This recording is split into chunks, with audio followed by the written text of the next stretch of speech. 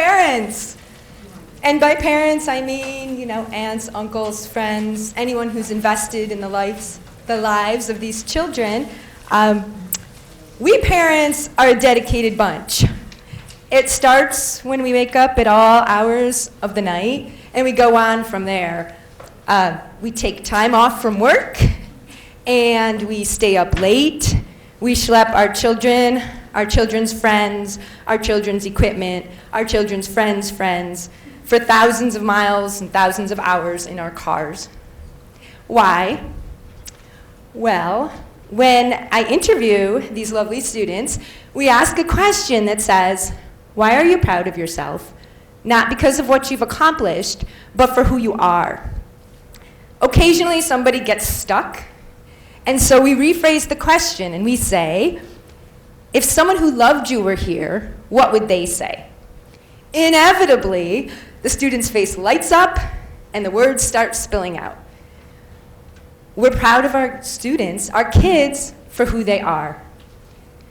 So we spend 17, 18, in my case 21 years, going to sporting events, going to theatrical productions, and going to school activities like this one. And I would say that's not because we expect our students to be perfect. And it's definitely not because we need our kid to be better than everybody else's. It's not even because we need our students to be their very best all the time, no matter what. It's because we love to watch them grow. And we know when they step outside their comfort zone, they grow. They learn and they thrive. They don't need to be perfect. They just need to be here. So, with that in mind, I am thrilled to present to you your incredibly hardworking, intellectually curious, creative, and undoubtedly courageous students and their 2022 New Visions MedEx Talks. Thank you.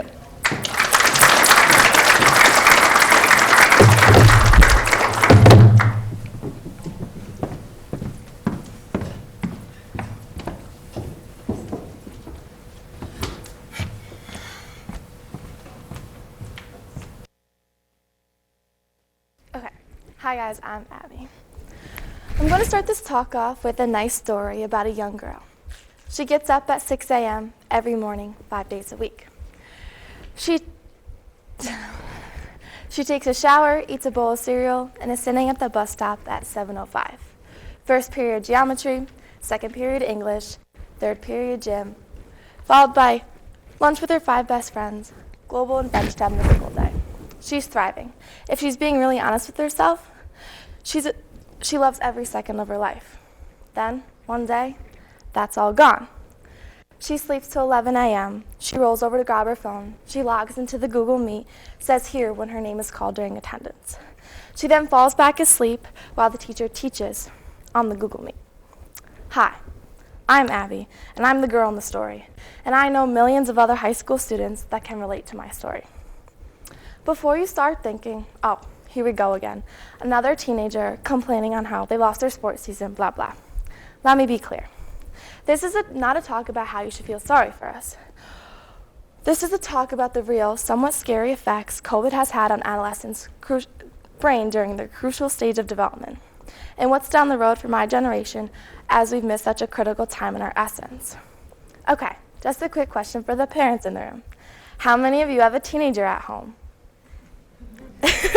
I should see pretty much everyone's hands raised. Raising a teenager can be very stressful as they begin to engage in different activities and might be a little reckless or become very emotional. I figure many of you know that firsthand experience. There's a very common misconception that teenagers act a certain way due to raging hormone levels. Yes, some of that is true, but what's really happening is there's an increased activity in regions of the brain. It is because the brain, well, our brains, are in a process of what I call remodeling. Okay. Let's relate this to building a house. Okay. So you start out with the foundation, and then you complete the framing of the house. Then you hire a plumber, an electrician, put some insulation in. You know the drill. Those are the steps of building the actual house. We can associate that with ages 1 to 6, the building of the brain. But now it's time to decorate and remodel your house. So you get the fancy new kitchen you've always wanted, and the movie room, and oh, you can't forget the walk-in shower. This stage is most similar to remodeling of the brain during adolescence. This stage. Adolescence is considered a crucial stage in human life. We don't all roll our eyes at the teenage years because of social cues. Teens are biologically different, and I don't just mean hormones. Our brains are growing. Published research in premier journals, such as Nature, from professors at places like Stanford, have used imaging and other techniques to consistently demonstrate the teenage brain is at a critical development point. The teenage brain is creating and pruning neural connections. It is remodeling for life. The teenage brain is in a stage of developmentally as critical as a toddler's. This stage requires the utmost guidance and empathy from parents, peers, and others. A child's experience during adolescence will determine how they view and interact with the world as an adult. And while adults do grow and change, they do so at a much, much slower pace. So it is not an exaggeration to say, but what happens during an adolescent time is life-changing. I think many of you sitting in the audience know that kids have different needs than adults do. And on top of that, teenagers are at a stage in their life dependent on social connections. Children begin to identify their personality around ages 11 to 12. And obviously, the interaction of the environment surrounding them has a very large effect. Now think to yourself, some students have only interacted with their family members and others the past 2 years. That's it. A few years after that, those students who have developed their personalities with very, very limited social interactions will be placed in a work environment where communication is necessary to thrive. Yet, they will have missed out a part on their critical development. Undoubtedly, we will have a different perspective on things. Will we have caught up? I hope so. I'm going to ask everyone in the audience to raise your hand if some of their most memorable teenage moments are with their friends. Exactly my point. By interacting with your friends and family, you indirectly learn new information and skills. By interacting with your friends and adolescents, you learn important emotional and social skills. Whether these moments are good, bad, or ugly, they are necessary. So that time the teacher confronted you about cheating taught you truthfulness. And that time you got shoved to the ground in your basketball game taught you to get back up and persevere. And the time you found out your boyfriend cheated on you taught you to reinvest in yourself. These times in your life are times that people want to avoid. Yet they are key teachable moments that will benefit you in the long run. Interacting and playing with both peers and adults presents an immense amount of opportunities in young children. Social interactions are crucial in developing strong language skills, creativity, social intelligence, and confidence. Adolescents learn at a very sophisticated level, when the brain is far more prepared to integrate sophisticated critical thinking with social emotional situations. It is said that social interaction is the building block of society. But when millions of students sat at home on the computer, their daily social interactions with teachers and students turned virtual, only seeing a face on the screen. Is that even social interaction? Evidence suggests that those who sat at home experienced feelings of loneliness, negative self-esteem, and even anxiety and depression. Nobody wants to feel like that. Not adults, and certainly not adolescents, in a time when we are building and cementing lifelong neural pathways in our brain. As COVID cases died down, students went back to school and began interacting again. But what effects will these students that have spent 2 years in isolation have? Will we catch up? I hope so. Each year, students are expected to be knowledgeable of a certain amount of material and have a pretty good understanding of what was taught to them. In addition, students are taught indirectly valuable life skills. So for example, in 6th grade, I learned how to cook eggs and keep a checkbook and do laundry. But in 2020, students were systemically made to equate learning with reading a set of instructions and doing exactly what was requested of them. But in a dynamic classroom, a real-world setting, learning is engaging with material in a memorable way that is in of itself intrinsically rewarding. How is one supposed to do that online? It just doesn't work. Okay, gonna ask you guys another question. Can you guys really learn facts from reading a book or watching a movie? Do you really think that's education? Again, the past 2 years, this generation of students has been learning that way. They were given directions, they did exactly what was requested of them, they pressed submit, and never thought about it again. Done and over with. Although teachers did do the best they could to teach us, the style of learning they were forced to teach us in was not beneficial to students. There was rarely personal interaction among peers or teachers. They struggled with communicating their ideas and thoughts. It's very important for adolescents to build the confidence to talk up and speak when they feel is necessary. But that courage it took to once raise your hand in a real classroom setting was replaced by the Zoom chat box and typing in the Zoom chat and waiting for your teacher to answer you back. How is that going to help them? Well, us, when we are at our first real job interview, and there's no chat backs for us, just real face-to-face conversation. Will we be able to get the job? I hope so. And as we enter the workforce and are forced to think on our own for the first time, what's going to happen then? We have depended on instruction, clear cut, then do this, then do that, in order to succeed. We have missed out on a critical period we need to acquire skills, knowledge, understanding of how to be independent. Will we catch up? I hope so. Ultimately, here's what we know. Adolescent brains are uniquely different from adult brains. We also know that the surrounding environment has a very large effect on the adolescent brain and how they will view the world as an adult. But here's what we don't know. What are the lasting effects this pandemic will leave on them, well us, now that we've missed such a critical time in development? So the next time you see a teenager acting in a way that you think is different, take a step back and realize their brains are making connections, and this is how we will learn.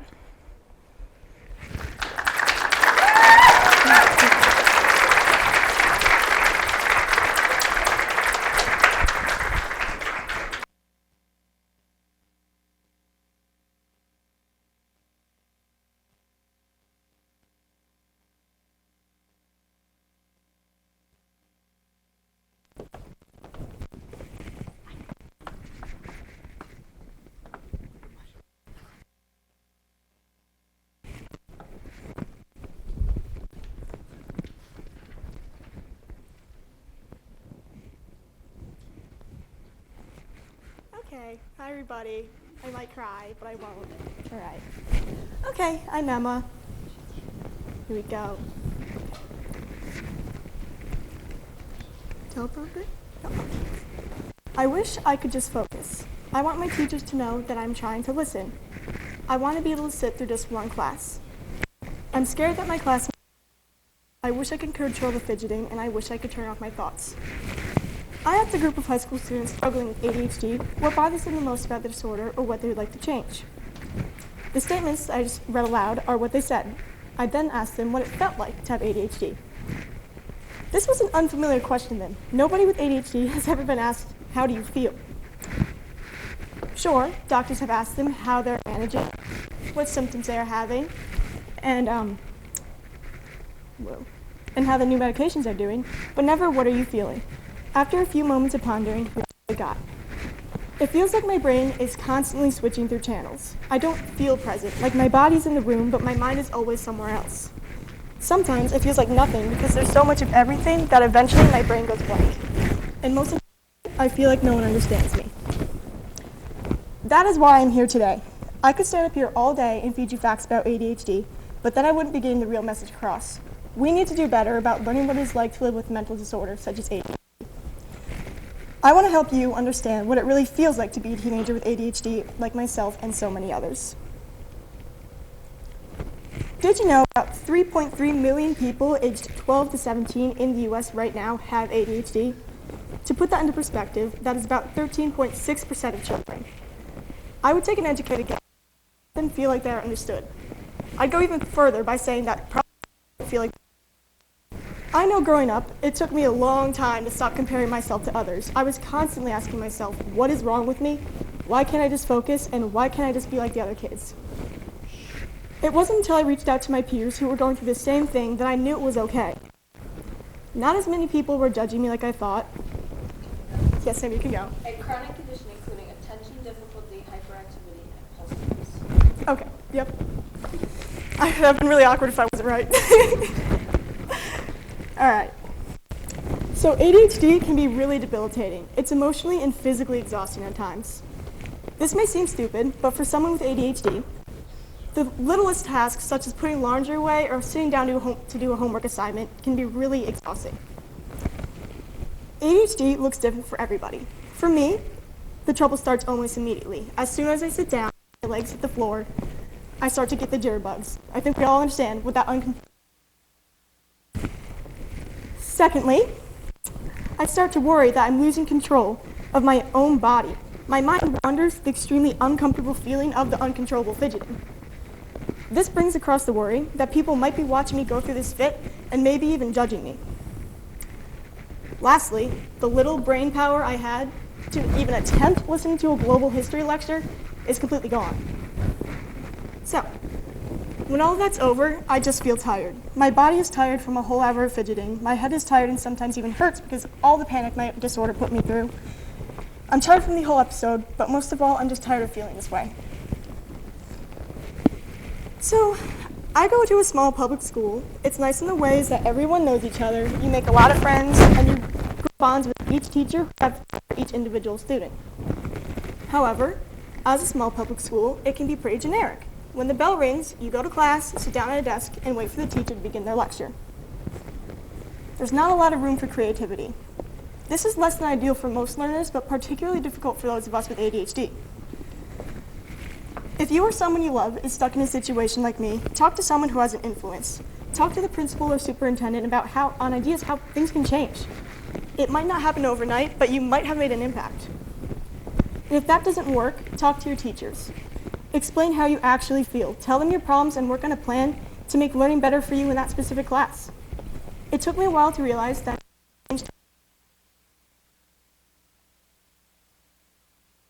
a hidden spread awareness. Some strategies I have found to work for me are being open about my issues. You might not believe this because I'm doing an entire speech about it, but I used to be embarrassed about my disorder and would avoid discussing it with the people that matter. But how are my teachers and my friends and even my family supposed to know that I was struggling? They can't read my mind. The only way for change to occur was to talk about my ADHD. I was diagnosed at the age of 10. I didn't start adapting to it until I was 14.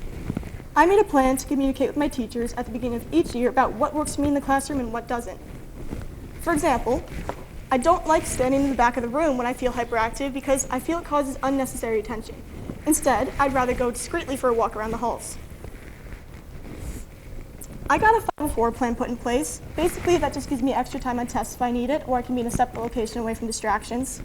A few of my other classmates took the same route, and they found it very helpful. I also take medication. It doesn't make magic happen, but it works enough. I know medication may be a controversial method, but a person needs to find what works for them, because everybody's different. However, the best thing I have done was finding other people around my age in the ADHD community. You're not alone, and if this talk connects you in a way, the main thing I would recommend is finding others like you. Lastly, I want everyone to know that ADHD does not define you as a person. It doesn't even have to be a bad thing. You can learn to harness your ADHD. People with ADHD have some of the most creative and intuitive minds out there. We tend to thrive in areas and situations where our brains are needed to develop elaborate ideas, such as the light bulb made by Thomas Edison. Yes, some historians believe that Mr. Edison would have been diagnosed with ADHD if he was living in our age. Also, many of us tend to be very emotionally intelligent and aware. All you have to do to learn how to use your hidden superpowers is to slow down your mind and actions. Take the time to discover how to control your own ADHD. Open your eyes to the possibilities around you and the idea that ADHD is You aren't alone in this world. There are others who know how you feel. You've got this.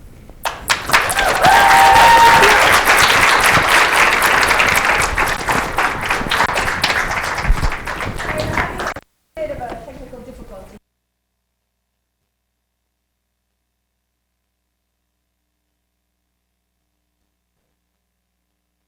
Get a check. Okay, all right. just really, thank you guys for doing this. So we are recording, but the most important thing is that the students are able to do this live and really just have a great experience on stage. So if the technology doesn't pan out, it's okay. They can re-record their talk at a later date or something, all right? So I just want to make sure they're not getting too distracted, okay? Thank you. Ready? Yeah. All right. Hi, I'm Skylar. I think it's safe to say that we've all been in the position where you're single on Valentine's Day and everyone around you seems to be in love. And if you haven't, I applaud you for being in a relationship your entire life. Love is overrated, you think, but every song on the radio begs to differ. You find it hard to believe that love can make the sun shine through or make your heart sing. But when you're in a relationship, your feelings change. You don't think love is so overrated after all. This crazy little thing called love. But how do we go from a kid passing out Valentines and candy in kindergarten to a bitter spectator of love to a hopeless romantic? As a 17-year-old high school student, I don't think I quite meet the requirements for master of love. Yet I'm going to talk about why I think that love, the most emphasized of emotions, is so hard to understand. Let's go back to that example where you're alone on Valentine's Day, as much as you'd like to forget it. Everyone's exchanging flowers and acting like they're in some cheesy rom-com. You're jaded at the idea of Valentine's Day. Then why do you still want to be in a relationship? Why do you kind of wish it was you who was receiving an absurdly large teddy bear? Luckily, there's science to blame for that. According to a team of scientists led by Dr. Helen Fisher at Rutgers, romantic love can be divided into 3 categories: lust, attraction, and attachment. The chemicals in our brain and body that control these feelings can vary person to person. This explains why people experience love in different ways and with different intensities. Some people would sacrifice anything for their significant other, and others don't feel romantic attraction at all. So let's take a deeper look at what is love and what it means for us. Lust is one of the pieces of the puzzle in the game of love, but certainly isn't the whole story. It derives from our desire to find a suitable partner to reproduce and pass on our genes, a common purpose of all living things. This can explain why one of the biological reasons someone can feel jealous on Valentine's Day. They don't have a partner and are failing in a biological sense to extend their lineage.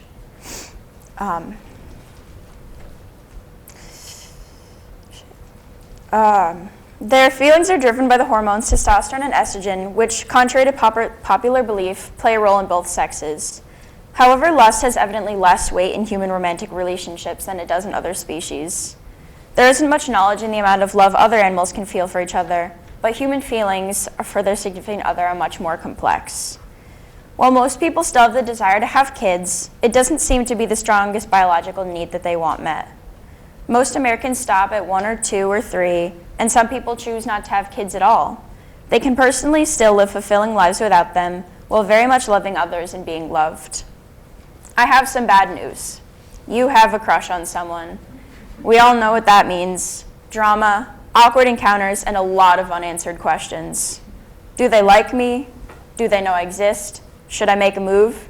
Ringing a bell for anyone? Attraction is the second pillar of romantic love. Attraction is highly linked to the reward center of our brain and explains why being in love feels so good. The hypothalamus produces a surge of dopamine, the happy drug, whenever we're around the people we love or do something pleasurable. Norepinephrine is also released. This hormone is called noradrenaline, which should sound familiar. That's because noradrenaline works very similarly to adrenaline. It explains why we feel so giddy and scared when we have a crush. It triggers our fight or flight response because we're ready to face the challenge of winning our love's favor in a glorious display of valor or running away in shame if our feelings are unrequited.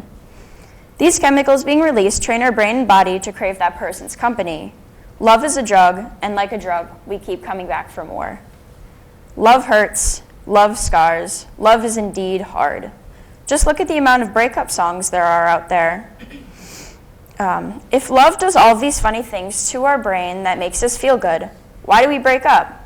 Some answers for why you broke up with someone are that they talk too much, they only care about themselves, or they eat too loudly. But it's really up to your attachment that makes relationships last. With enough love, we can ignore any annoying habit, right? What's a little too much talking or loud eating when love is in the air?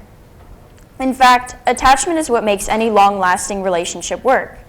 Friendships, parent-infant bonding, social relations, and more. Attachment is separate from lust and attraction because it can be felt in a non-romantic way. Oxytocin and vasopressin are the hormones that come into play here and are released during intimate encounters, breastfeeding, and childbirth. A weird group of activities, some more enjoyable than others, but the common thread is that they are all precursors to bonding. Have you ever heard a love song compare love to a drug? It turns out they aren't far off. I'm sure you've heard of having too much of a good thing. The same thing applies to love. That dopamine-induced reward system that makes you feel happy when you're around the one you love will make you come back for more and more and more. This repetitive behavior is the same that we see in addiction. We can quite literally be addicted to love and the high that comes from that addiction. That noradrenaline that gets our hearts pumping and makes our palms sweaty suppresses other bodily functions such as sleep and hunger. It's eliminating other issues so that you can focus on one thing, love. You can be so in love that you can't eat or sleep. I'm sure a few of you have been kept awake at night thinking about your loved one. This addiction can make us dependent on our significant other's company and attention and very distressed when we can't be around them. When we think of addiction, we don't associate it with very positive things. Drugs, alcohol, smoking, etc. In fact, certain toxic relationships have strong mental parallels to dependencies on these substances. It's like when we see a couple that's clearly not healthy for each other, yet they stay together. Some people are predisposed to addiction, so mixed with the pleasant feelings of love, this reward center is rewritten so that they want that person more than anything else. Some of this unhealthy attachment can also be a conscious decision though. You'll hear things like, they were so sweet at the beginning of the relationship, I know that side of them will come back, or I know I can change them. This shows that it's hard to walk away from someone we have fond memories with. According to the National Library of Medicine, addiction can produce patterns of learning and cellular adaptation in the brain that could never be produced without drugs. This can be why we find it so foreign that our friend keeps returning to that one toxic ex. Love also makes us stupid. It can turn off parts of our brain like the prefrontal cortex, which controls critical thinking, self-awareness, and rational behavior. We do crazy things for love because our brains tell us to. I don't want the takeaway from this talk to be that our relationships are out of our control, that there's hormones and chemicals and electrical impulses in our brain. We get a lot of emotional value out of our relationships. We value them for a good reason. The right person can bring out the best in us, provide us comfort, ease our fears. It's important, though, to be aware of our feelings and acknowledge when our first instinct isn't always the best one. Especially earlier on in relationships, we get this tunnel vision where the other person's all that matters to us. But we can make choices that impact the quality of our relationships. We can learn and make improvements as people and as companions. That being said, all you need is love, and probably a few other things too.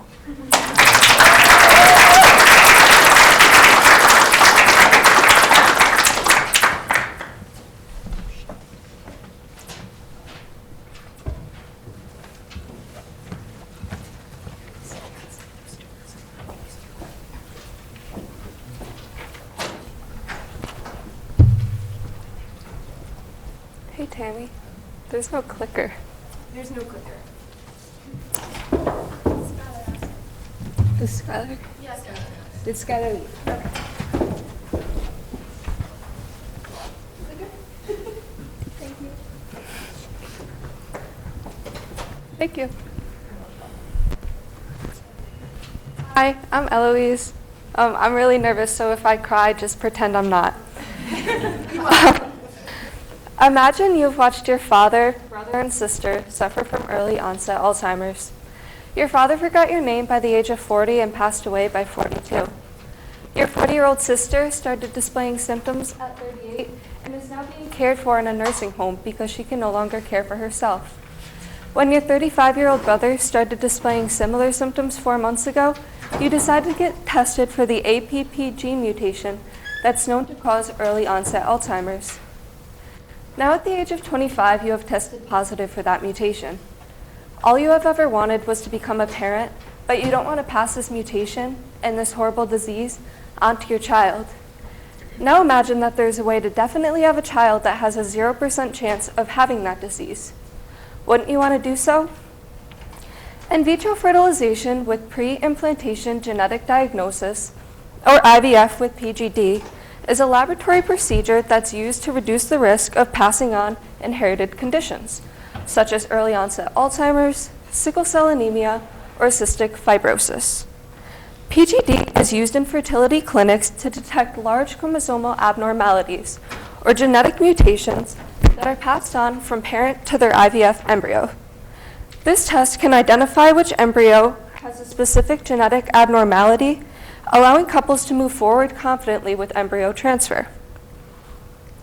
Transferring the healthiest embryo to the uterus increases the chances of having a successful pregnancy and delivering a healthy baby. PGD is easily performed just like regular IVF. Okay.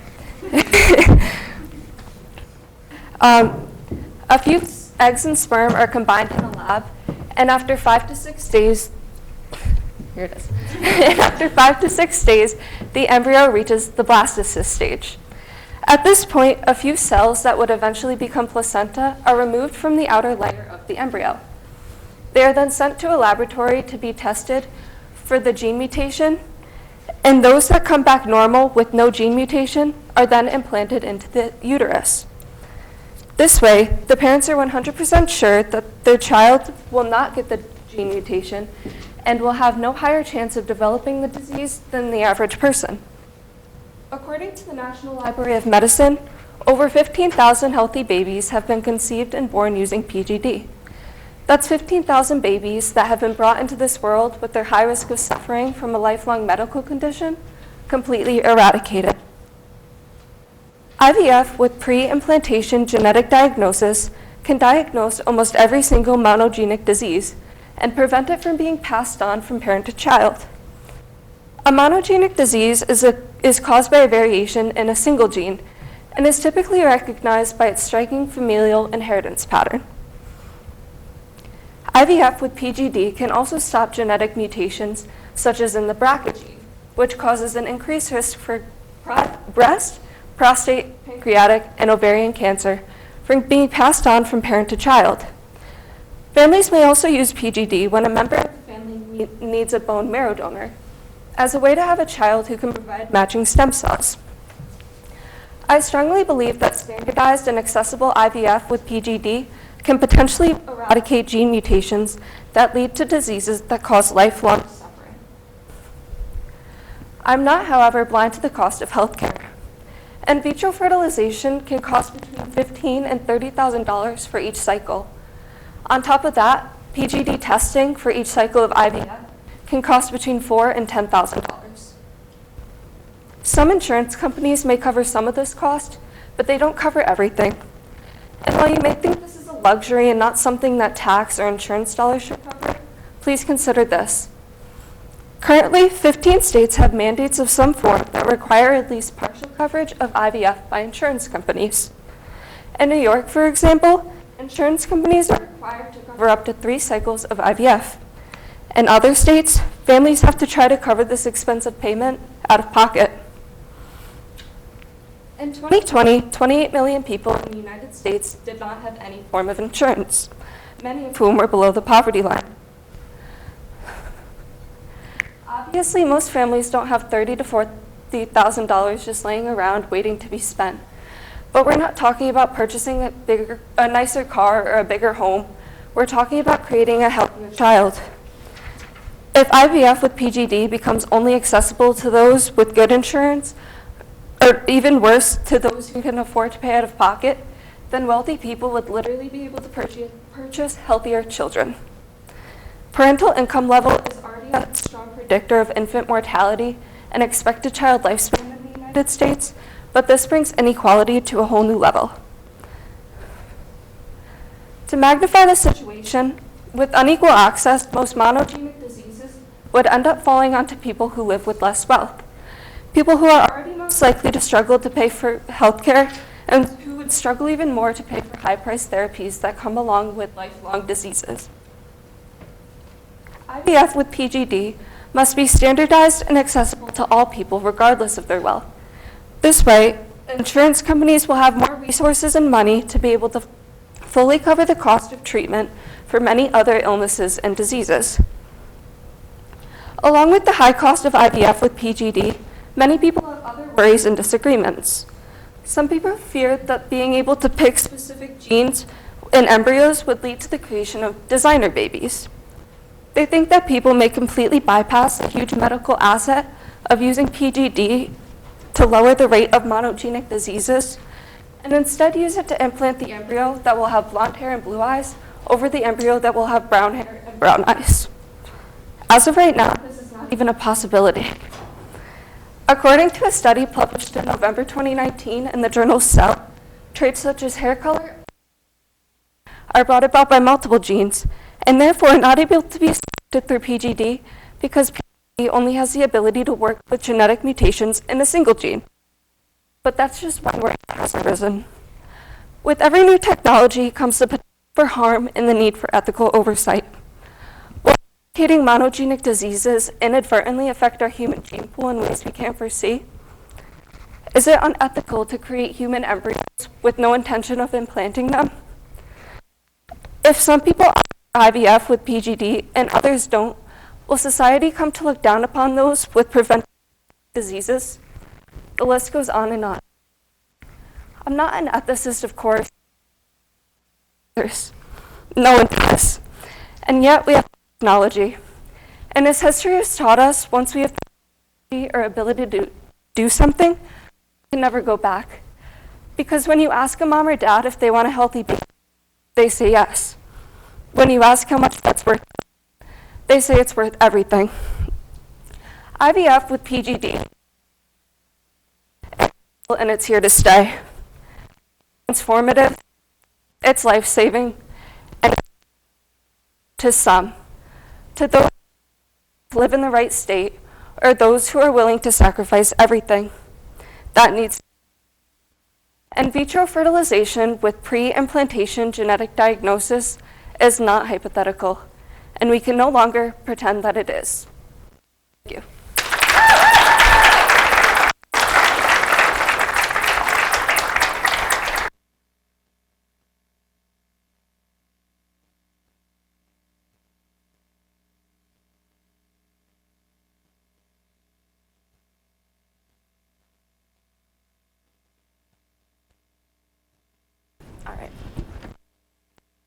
Start off the talk with a quick little experiment I want to do with you all. So, let's see. Okay, I apologize in advance.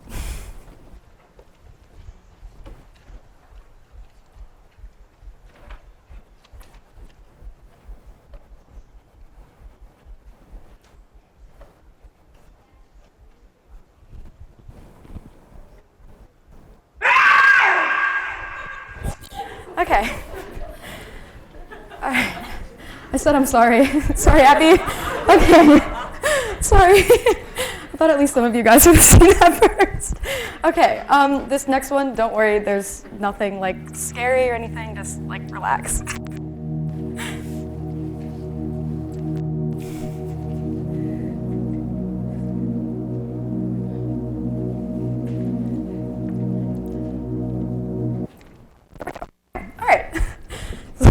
So, let's talk about why I decided to scare you all at literally 9 in the morning. While looking at the video, some of us may have felt hot all of a sudden, felt your breathing rate increase, maybe even a pit in your stomach, or had a physical reaction of screaming out loud. This is due to our sympathetic nervous system's response to the jump scare.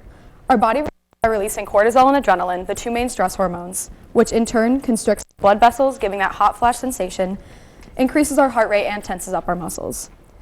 That being said, after listening to the music, our body most likely completely reversed this reaction.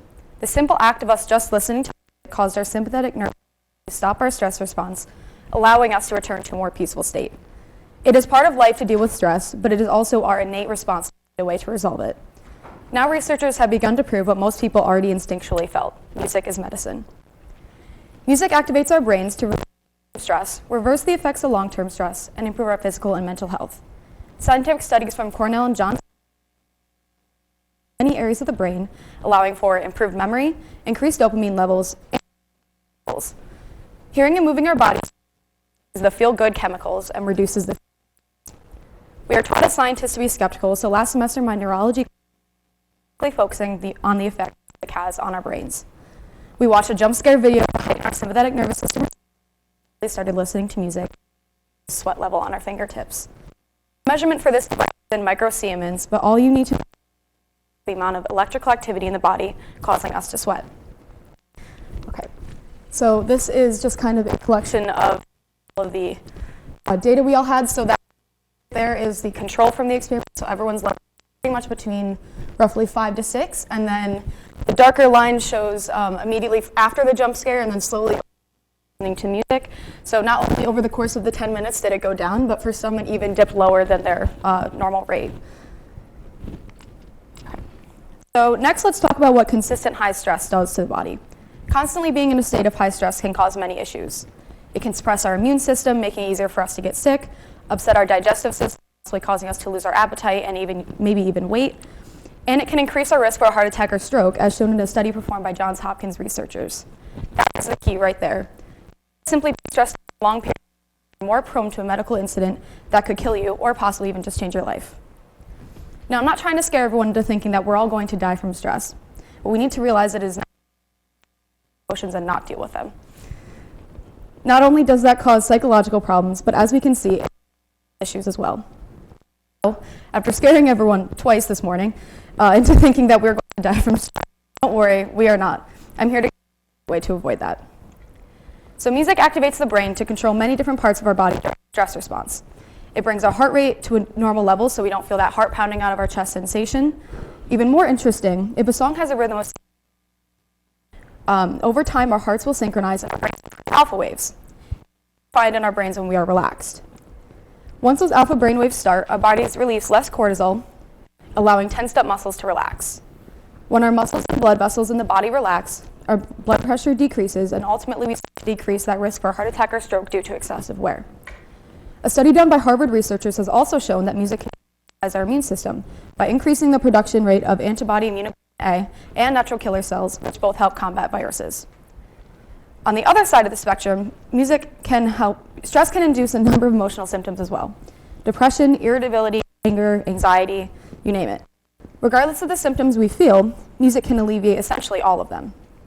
Listening to music releases dopamine, the feel-good neurotransmitter. This lifts our mood, makes us feel more productive, and can help level out any hormone imbalances caused by stress. It also releases serotonin, which is the neurotransmitter that gives us feelings of happiness and relaxation. Endorphins are another hormone released in the brain while listening to music. These make us feel euphoric and ease pain. Ultimately, all of these chemicals released in the brain while listening to music can help with long-term. Music is not a one-size-fits-all. Some may find they feel calmer listening to music throwbacks and make them reminiscent of their childhood. They feel most calm while listening to soft jazz. That being said, the most common genre is soft pop, classical, and folk. As I previously mentioned, the slower tempo will ease the body, allowing muscles to relax, heart rate to slow, and hormones to bounce. I've spent the majority of my time here talking about how music can be helped to calm our acute stress response, but it can also be used to help relieve stress over long periods of time. Actually, it's a fairly simple music to our everyday life. Our body will slowly adapt to that music, again, slowing our heart rate, less adrenaline and cortisol, and overall, after some time, putting us in a calmer state during day-to-day life. Performed by Brown researchers found that 68.9% of patients with mental disorders saw benefits from incorporating music into their treatment plan. This brings me to my next and final topic. Therapists have caught on to the idea that music activates our brains to relieve short-term stress, reverse the effects of long-term stress, and improve our mental health, and have now invented a new field, music therapy. This is a clinically recognized form of therapy that has a lot of variety. It includes but is not limited to playing an instrument, listening to music, and composing music. It can be used for respiratory dysfunction, lowering blood pressure, improving cardiac output, relaxing muscle tension, working through any trauma experienced in a patient's life. Essentially, a patient forms a strong bond with a therapist as they use music to work through different issues in their life. The therapist will use different aspects of the music, such as rhythm, tempo, melody, and dynamics to slowly work through these issues over time. This tool can be incredibly useful for patients who have internalized stress and trauma that they have not dealt with, and it can allow them to heal and find peace with these issues. As we leave here today, if there's one thing I want us all to remember, it is that music can heal. Whether it is emotional pain, physical pain, or both, music can help alleviate the symptoms. So, if you are the person here who already listens to music, keep doing it. If you do not typically have this as part of your daily routine, just try it. Give it a go for a few weeks and feel as your body.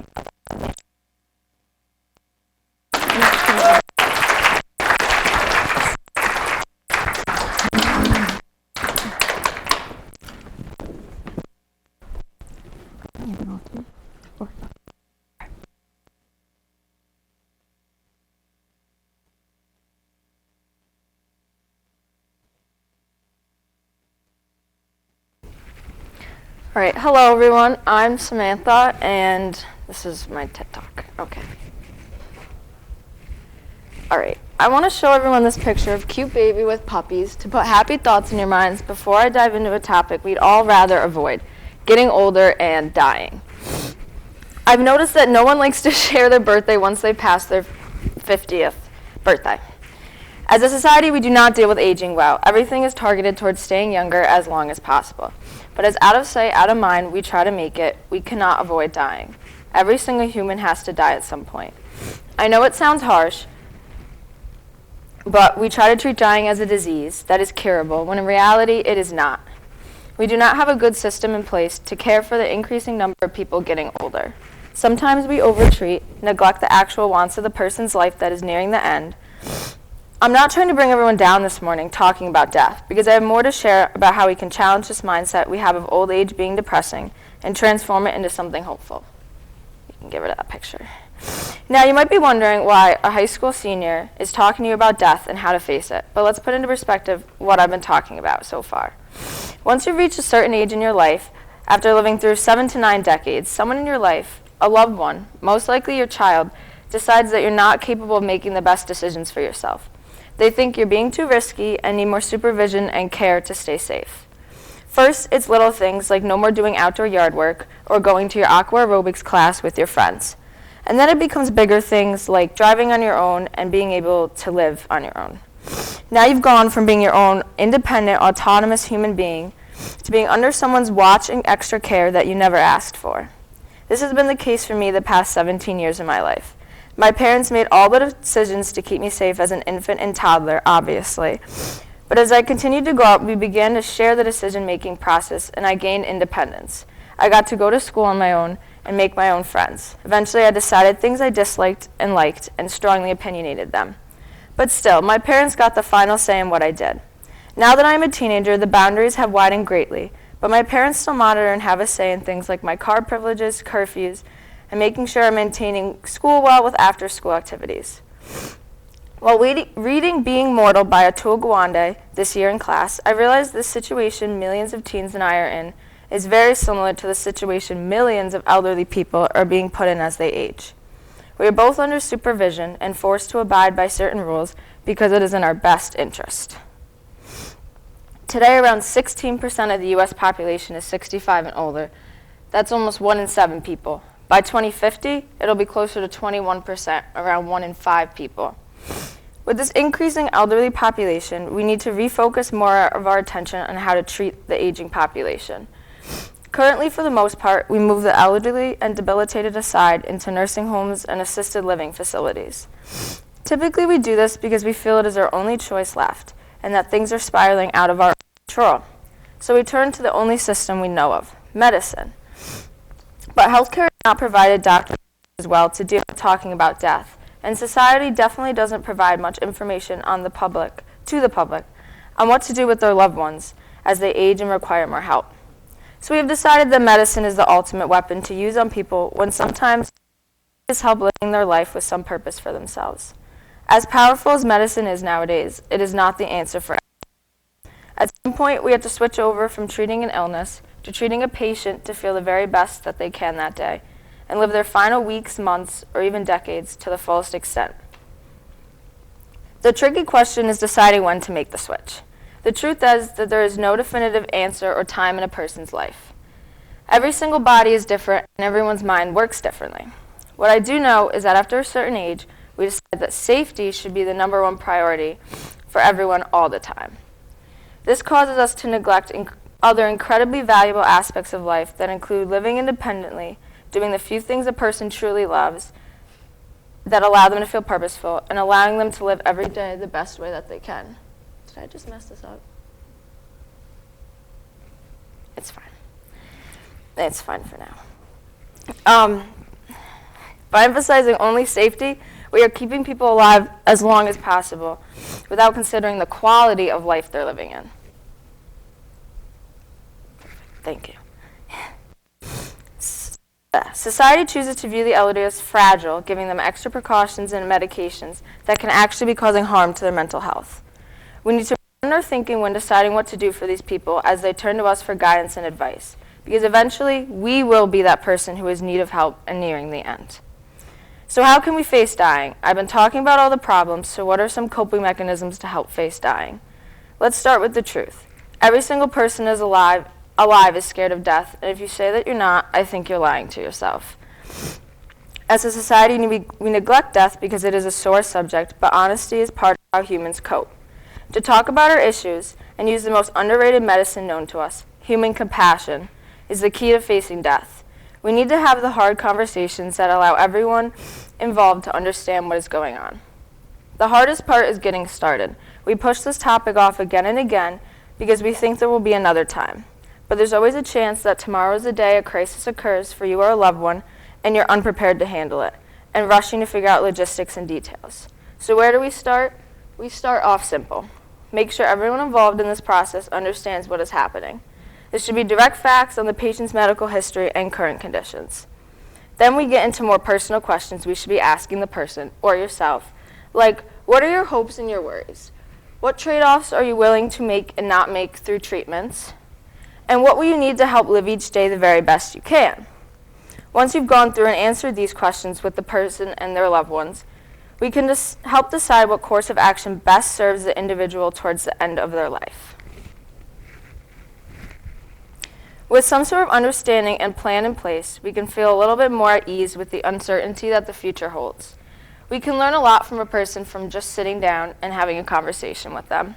If we ask the right questions and do it before it's not too late, then we can give our loved ones and the elderly population in general a new chance at living a more quality life over a quantitative life filled with misery. My last piece of advice to share is that we all need to be a little more compassionate to the elderly generations. I know almost all of us would stop and help an old lady leaving the supermarket with her heavy groceries and offer to carry them for her. But I also know most of us have yelled at an elderly lady who was driving too slow in front of us before. We've gotten frustrated when an elderly man takes too long to check out at the bank, or when we've had to serve that customer that just wants to talk to us longer than we'd like. I'm not trying to say any of us are horrible people. It's just that we are busy people with our own lives to worry about. But we need to remember that the older person is also just trying to live their life as much as they still can. So the next time we're annoyed, let's just take a second to think that someday we will be at that same age and point in our life. So there you have it. We are not immortal. There's no magic potion we can drink to live forever. We can try to stave off death as long as possible, but there's more harm than benefit to that. Instead, we need to try to figure out what matters most to us and live each day in a way that is comfortable to us. Dying does not need to be this dark, scary thing when we are all alone in a hospital bed hooked up to all sorts of machines and wires. We can change it into something that is honorable to our loved one, give us a better sense of who that person is and what meant most to them. I believe death will always come with fear, but it does not have to be as scary and lonesome if we just take a moment to talk about it.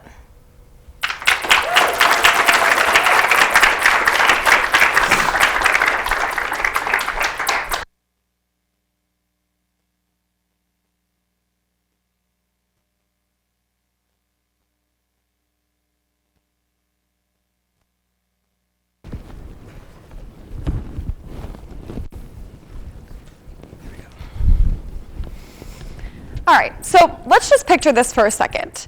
A new pandemic has broken out, and at this point, you've already lived through the COVID pandemic, so you know what to expect.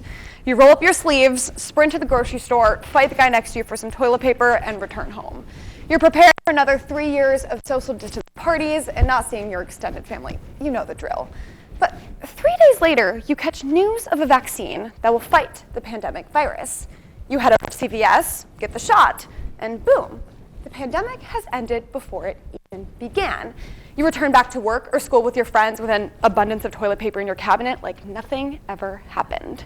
Sounds like some revolutionary utopia, right? But no, it's actually our future.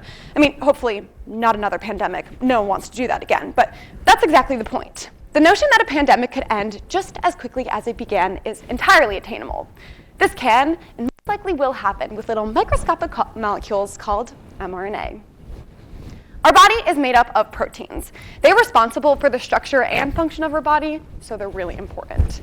DNA contains the recipe to create a protein, and RNA actually makes the protein. The process of creating protein is actually really similar to making a cake. So let's say that DNA contains the recipe for your grandmother's famous red velvet cake. The cake is a protein in this case. The mRNA will copy down the recipe, the tRNA will gather up all the necessary ingredients, and the rRNA will actually bake the cake. And voila, you have a beautiful red velvet cake, or in this case, a protein.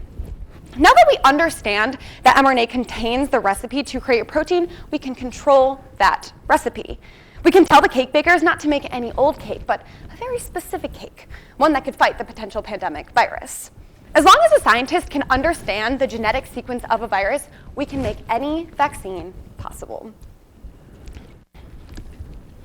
So now that we understand that mRNA contains the recipe to create a protein, let's take a step back and understand how scientists created the COVID vaccine. Now, the COVID virus has these little things sticking on the outside of them called a spike protein. And in case you haven't watched the news in the past 2 years, it looks like this. The spike protein is that little red thing there. Now, the spike protein is the thing that actually makes us sick. So if and when we get infected by the virus, it takes a while for our body to be able to fight back. But the vaccine teaches our body to be able to fight back quicker. We have found the recipe for that virus, and we give ourselves some of that recipe. Now, our body does not make the virus. It just makes that little protein. So if and when we actually get infected by the virus, we already have an army prepared to fight. Now, it might have seemed slightly alarming that the COVID vaccine was supposedly formulated in 2 years, but mRNA technology has been in the works 30 years before the pandemic hit. The technology was there, the funding wasn't. Which brings us to Operation Warp Speed. This was a federal operation that funded the creation of the COVID vaccine and any other COVID treatment. Now, the reassuring thing to know about this initiative is that scientists didn't cut any corners when creating the vaccine. They just needed a way to cooperate quickly with minimal financial risks. This initiative is what scientists needed to create a successful and final vaccine to the public. Now, although we are no longer pressed to try and find a quick new vaccine, we must hope that the government keeps funding these types of projects. With continuous funding, the possibilities of these types of vaccines are endless. We've successfully created the very first mRNA vaccine, the COVID vaccine. So what's next? Thanks to a lot of mRNA experts, full blueprint on creating these types of vaccines. Now, a scientist will just delete the part about the COVID virus and insert the recipe for whatever virus they're working on. Granted, that's not as easy as it sounds, but people with the right expertise can actually do this. This will make the process of creating these types of vaccines much quicker. Scientists have already started studying possible mRNA vaccines for influenza, HIV, tuberculosis, and malaria, which brings us the possibility of personalized mRNA vaccines. Sounds like a fun skincare routine, right? But not quite. We'll most likely be able to create individualized vaccines for people that are dealing with rare terminal illness. The idea of these personalized vaccines is actually really fascinating, so I wanted to take a second to elaborate. Many researchers have redirected their mRNA knowledge to cancer patients. A scientist will identify the mutation that is causing the patient to feel sick. They will find the recipe for that mutation and create the vaccine using the formula that's already been created. Once injected, the mRNA will create cells that can strongly distinguish cancer cells versus normal cells, leading to a stronger response against the cancer cells. This technology is still in the works, so it's going to take a while for this to be available to the public. However, BioNTech and Moderna have already started studying this technology, and they've already been moved on to phase 2 of testing by the FDA. This will not be a quick process by any means, but think of all the lives this could save. The world of mRNA is constantly changing, with new information being discovered every day. Thanks to this technology, the world of immunology is extremely exciting and something to look forward to. Aside from helping individuals with rare diseases, this will also most likely prevent future pandemics. So if August is promised, you can let out that sigh of relief now. We definitely have mRNA and the geniuses behind it to thank for transforming healthcare as we know it. So in 20 years, we can all sit back and tell our grandkids and great-grandkids the time that grandma had to fight someone in the grocery store for toilet paper and feel confident that they will never have to experience that. Thank you.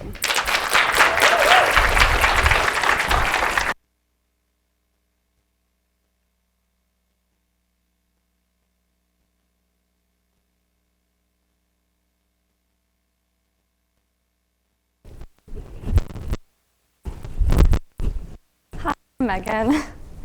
All right. Good guy. About how many people go bankrupt a year? Out some numbers. Around 5 people a year. That makes thirds of all personal bankruptcies. Those are huge numbers affecting far more than a small population of our citizens. Chances are everyone in here knows someone who struggled with medical debt. Now, let's try something else. Does anyone want to guess how many medical bankruptcies France reported? Let's hear some more numbers. 0. Not even one was reported. No French citizen faced economic devastation. France has a single-payer system ensuring taxpayer-funded health care for all. In fact, 32 countries have systems that ensure some health care, and yet we are the only developed country not to offer some variation of the standard of care. So as a developed and advanced country, why are we the only one without these systems? We are actively and knowingly watching as our friends and neighbors fall into economic, medical, and social devastation in their lives while refusing to consider the clear. Let's change that right here, right now. Before I start talking about how our current system works, I want to give everyone a little background. What's important to know is that our system isn't really a system at all. It more or less only came about through the emergence of different businesses and insurers who healthcare. Legislators did try to regulate the system, but in the 1960s, the government implemented Medicare and Medicaid. Some similarly face struggles with high costs and complicated systems. And that's where we'll start. Medicare, one of the most well-known government insurers with over 82 million Americans on their plan, began changing how doctors were paid. They went from paying based on allowable cost system to paying based on diagnostic codes, and ultimately both ideas failed. In the end, this led to skyrocketing in medical bills and astronomical insurance prices that we see today. So now let's talk about Medicare now uses a series of diagnostic as ICD-10 codes in order to categorize every patient that comes in. Now, when we think all the things can go wrong with our bodies and all the attention those things will need, there's a significant 70,000 codes just for diagnostics. That's a lot of codes, and yet there are still more. If a patient comes in with a whole separate code list to add on top of the first ones. These comorbidities and complications, for instance, in for a knee replacement, they are more at risk because they have a comorbidity. Are paid after discharge based upon how many of these codes were submitted, where Medicare then takes a base rate and multiplies it to a factor that corresponds to the codes. In the end, patients can end up paying anywhere from $7,000 to $10,000 more for essentially the same type of treatment. And that's a substantial difference. And there are many. Short, with what all this means is we are more or less paying our doctors to overtreat and overdiagnose us. Now, let's talk about what works. To start, Germany has what's known as a universal healthcare system, where they require health insurance for people below a certain income and the option of insurance for those above that income. This means that the majority is way cheaper than it is here in the US. For a college €0 or $100 a month, care visits, dental care, eye exams, ambulance rides, and emergency stays. Now, that's pretty good, especially if you think about just the $450 ambulance rides we have in America and how 71% of those providers don't cover a patient's insurance.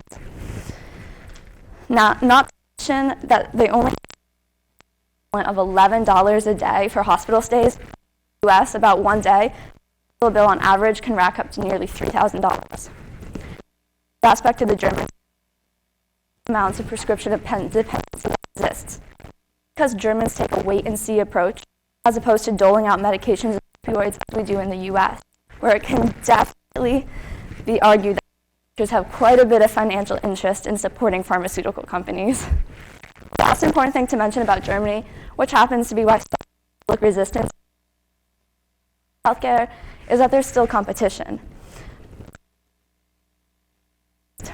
And having insurance is only mandatory for certain groups of people, such as the elderly who are included on the public plan. So if a German they can shop around for they feel better suited to them. And while we're talking about public resistance, let's take a moment to talk about another argument given by those who oppose fixing the healthcare system. The U.S. and opponents to high-quality universal healthcare systems say it would be far too hard to implement such a system on a large population. Yet somehow, China, a nation still developing with a population 4 to 5 times ours, they were able to implement the system for over 1 billion people in less than 6 years and have been running smoothly since 2011. There's a lot of worry that we can't keep up with China economically, but I can't help but wonder if there's a connection between healthy people with a streamlined healthcare system and economic productivity. So let's consider one more system. France offers universal healthcare to anyone who can prove residency for at least one is virtually no one is denied coverage, and because don't work the same way as in our private system, a patient is free to see any doctor and any specialist they choose for their health concerns.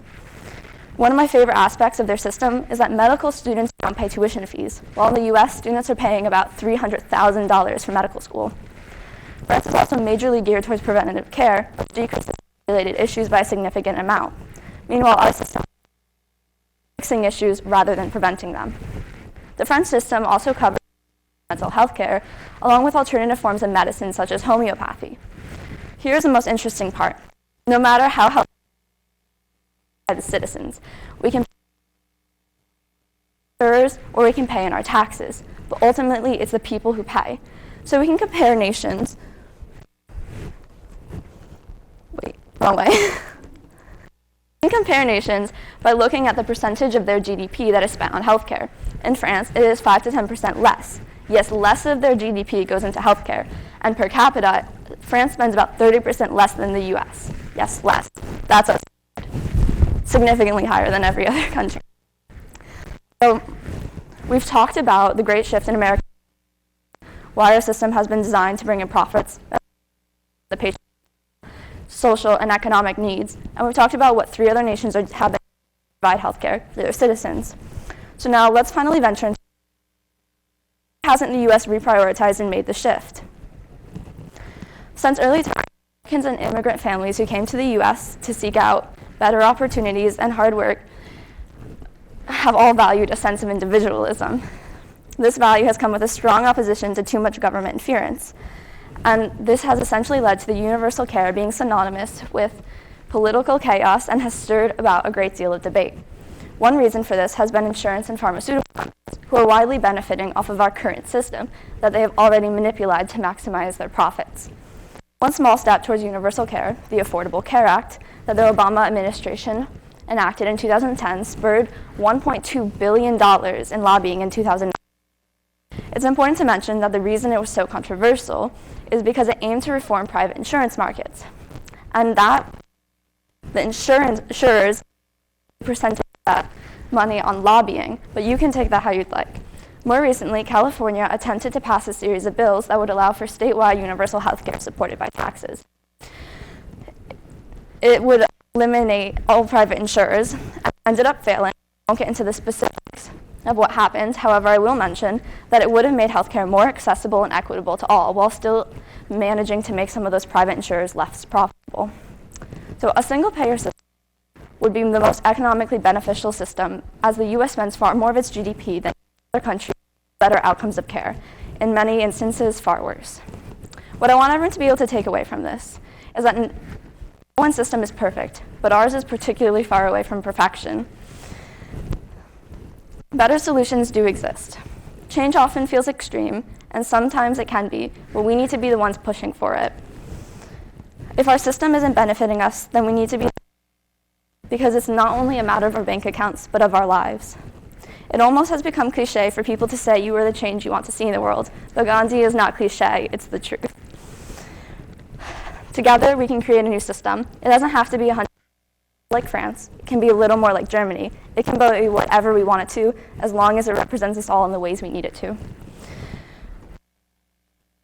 Doctor, or that one cousin who happens to be in politics, bring it up, discuss it, vote on it, and remember that health affects everyone. In the end, we're all going to get sick at some point. of us would want to be the one in the hospital bed, unable to stay alive. Thank you.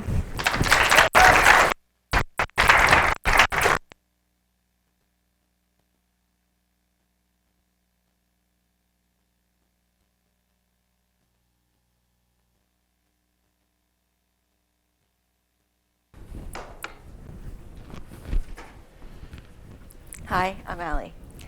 A Harvard research study found that loneliness can be as deadly as smoking. Loneliness is more than just a feeling or emotion. In fact, it has physical effects that can be a leading cause of many health issues, even premature death. With the emergence of the COVID-19 pandemic, the feeling of loneliness has been exacerbated as people were brought to a whole new level of isolation. What better time to address the growing issue of loneliness than now? I wanted to pause here and introduce you to Jenny. Jenny's story is real. Some details have been changed to protect her privacy. She was a 70-year-old woman who led a quiet but overall happy existence, interacting with people in her neighborhood and occasionally doing some volunteer work at her library. Unfortunately, Jenny took a fall, and what should have been a short stint in the hospital turned into a medically complex situation that kept Jenny away from her home for months. After a while, the visits and phone calls dwindled, leaving Jenny to carry on alone. Despite having a considerable social circle, it is still possible for a person to feel lonely. This stems from not feeling a close enough connection to the friends a person does have. One potential resource that can be utilized are healthcare workers. It becomes quickly obvious to nurses when someone is feeling lonely. Yet, the system doesn't equip them well enough to respond to the situation. The healthcare system is an underused partner in combating loneliness, and that needs to change. Let's pause for a moment and consider the difference between being alone and being lonely. There is a distinct difference between the two. We'll start with the physical state of being alone. When you are physically by yourself, without another being, may it be person or animal, it is known as being alone. This can be a positive aspect of a person's life, to a certain extent. We can be our most authentic selves when we are alone, leaving room for fundamental personal growth. Jenny did not mind being alone, not at all. With that being said, too much alone time isn't good for us as human beings either. This is where the emotional feeling of loneliness can stem from. Feeling lonely is a psychological state that comes from a lack of connection to those around us. Jenny had loose connection in her community, but they were not strong enough to sustain her for months in the hospital. It is quite possible to feel lonely while being surrounded by many friends and family.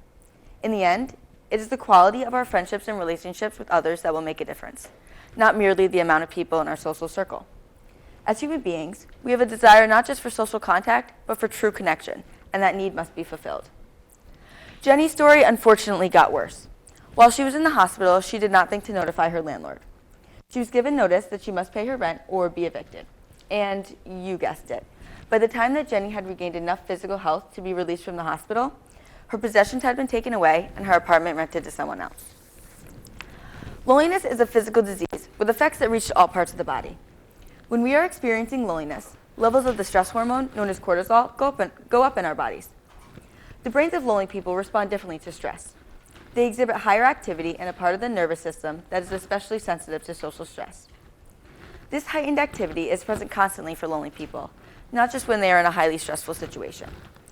These continuous high cortisol levels impair cognitive performance, as well as lead to a weakened immune system.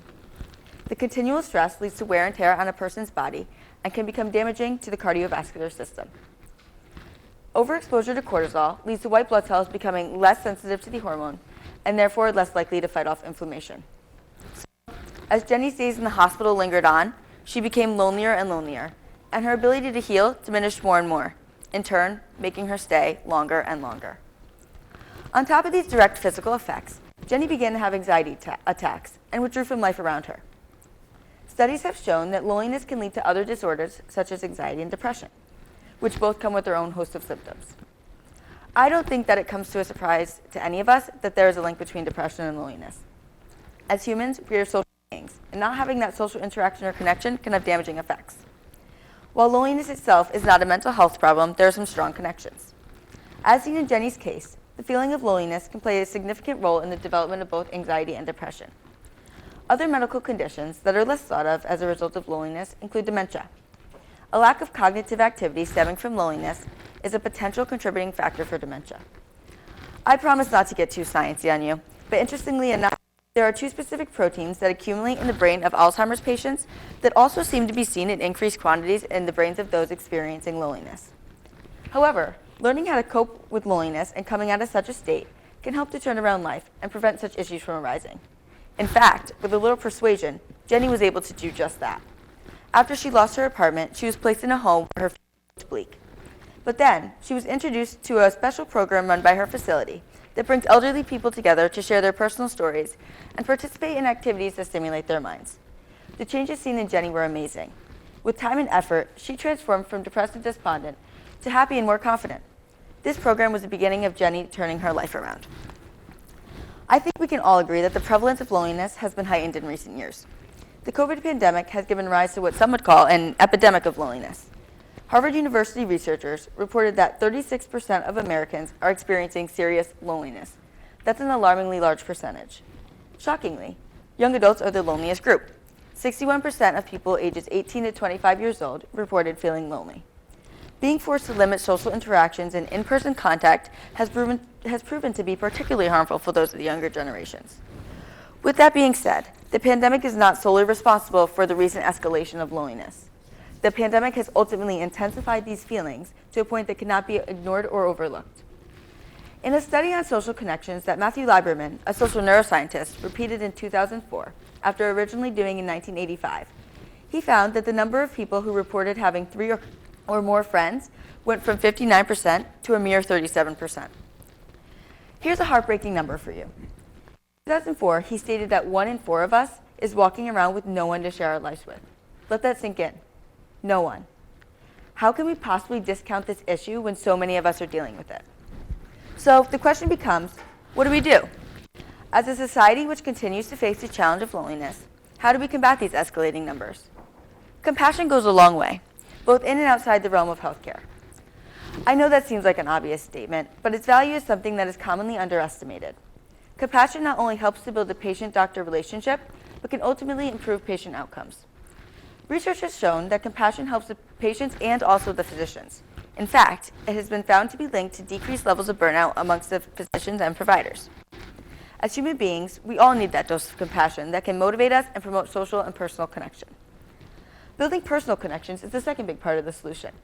As social neuroscientist Lieberman said, we are wired to connect. It is so meaningful that there are actually 3 neural networks in the brain that stimulate and promote our social connection. In a biological sense, our brains are legitimately wired to interact and connect with one another. At the end of the day, our social connections are incredibly valuable pathways to happiness and health. They can be an important part of the healing process.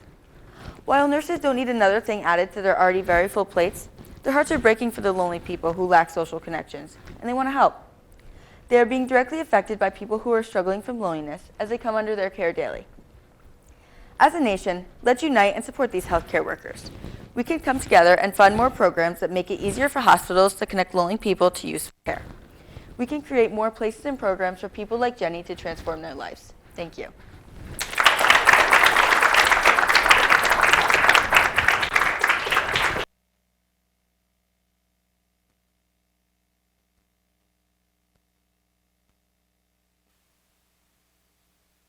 Stand up and stretch your legs. There's waters on the table outside where you came in. Please help yourself. The restrooms are also back out that door. But please come back it's 9:26. Come back at 9:31. A woman named Charlotte was brought into the hospital excited, knowing that the next time she would walk through those doors, she would be holding her newborn son. During labor, her complaint of increasing pain as the labor progressed led to the discovery of an abruption in her placenta. The physicians and nurses in her care prepped her for an emergency C-section. After the procedure, she woke up in an abundance of pain. She was prescribed painkillers to ease the pain, and a short while later walked out those hospital doors with her beautiful, healthy son. A few weeks later, Charlotte's husband noticed she was no longer attentive to their son, easily agitated and slurring her speech. He saw that the bottles which were once filled with the pain medication Oxycontin were now near to empty. 3 years later, Charlotte has lost custody of her preschooler. Her and her husband have gotten a divorce. One prescription which seemed beneficial to Charlotte in the moment had introduced her to addiction. Her physician refused to prescribe another refill for her painkillers.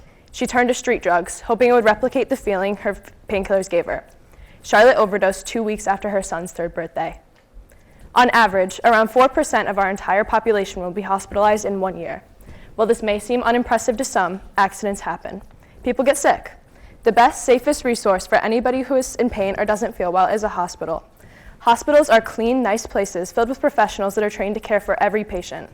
if you were Charlotte, or if you were anyone in a position similar to Charlotte, the one thing that you would want would be for the pain to go away. Opioids are around because they are good at their job. They do what needs to be done, even if it may prove to be a time-sensitive solution. In 2020, the opioid dispensing rate in the United States came out to be 43.3 prescriptions per 100 patients, meaning that around 43% of every patient admitted to a hospital was prescribed opioids. While this number has dropped significantly from 2012, with the dispensing rate of 81.3%, after all of our best efforts to curb the opioid epidemic, there were still enough prescriptions in 2020 for every person in the United States to have one bottle of opioids in their home. When you are a patient, it is rare that a healthcare official will want the worst for you. Doctors do not come to work with the intention of writing you a prescription to addiction. Instead, they want whatever will make the pain and suffering that you may be enduring easier to manage. Physiologically, pain can delay the healing process. Distress caused by pain is directly associated with immune system response, as pain stressors will raise levels of cortisol, increase heart rate, and elevate blood pressure. These three factors can all be barriers to healing, and these are avoidable if opioids are taken to fight the pain. Most commonly, opioids are prescribed after surgeries, injuries, or in situations where a patient is in chronic pain.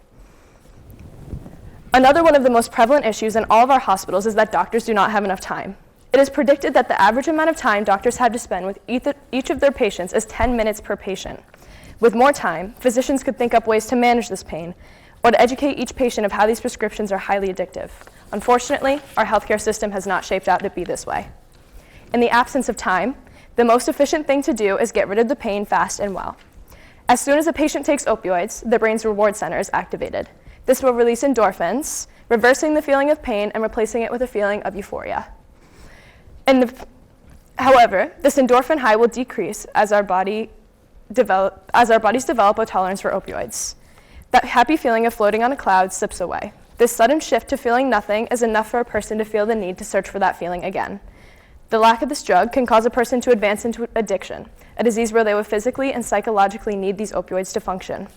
The same receptors that cause the feeling of being high pose a serious threat on another part of the brain, the part containing receptors which control your breathing.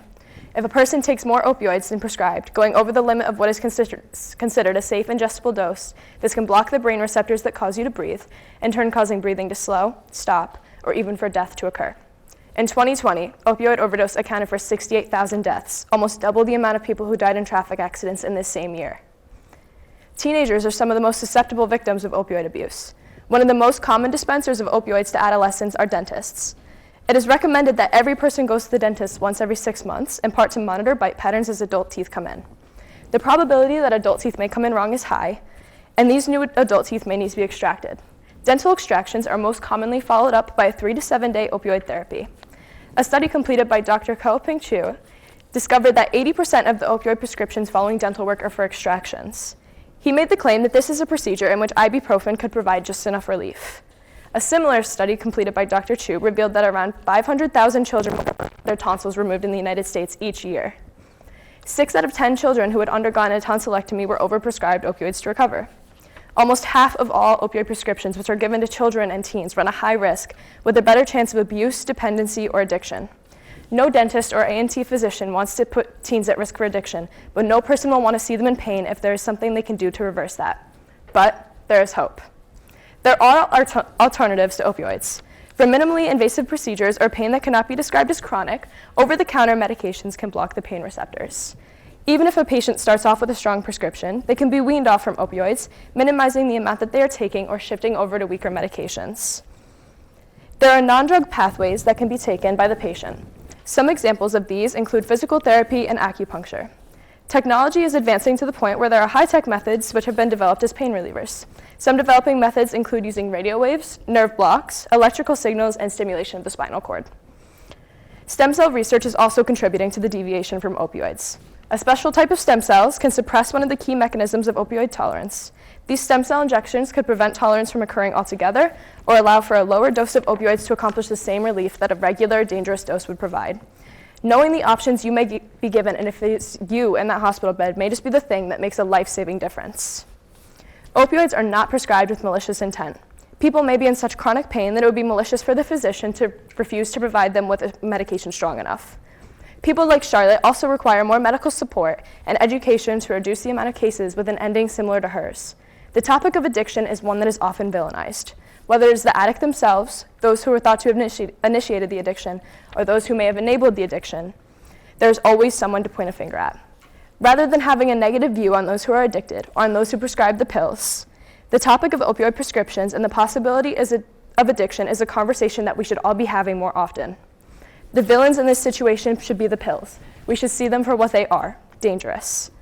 Before holding any negative opinions toward those who suffer with addiction, recognize that could be any of us or someone that we love. These pills can potentially have huge negative effects for any person, even if they are taken correctly. Any one of us could be in Charlotte's shoes. Thank you.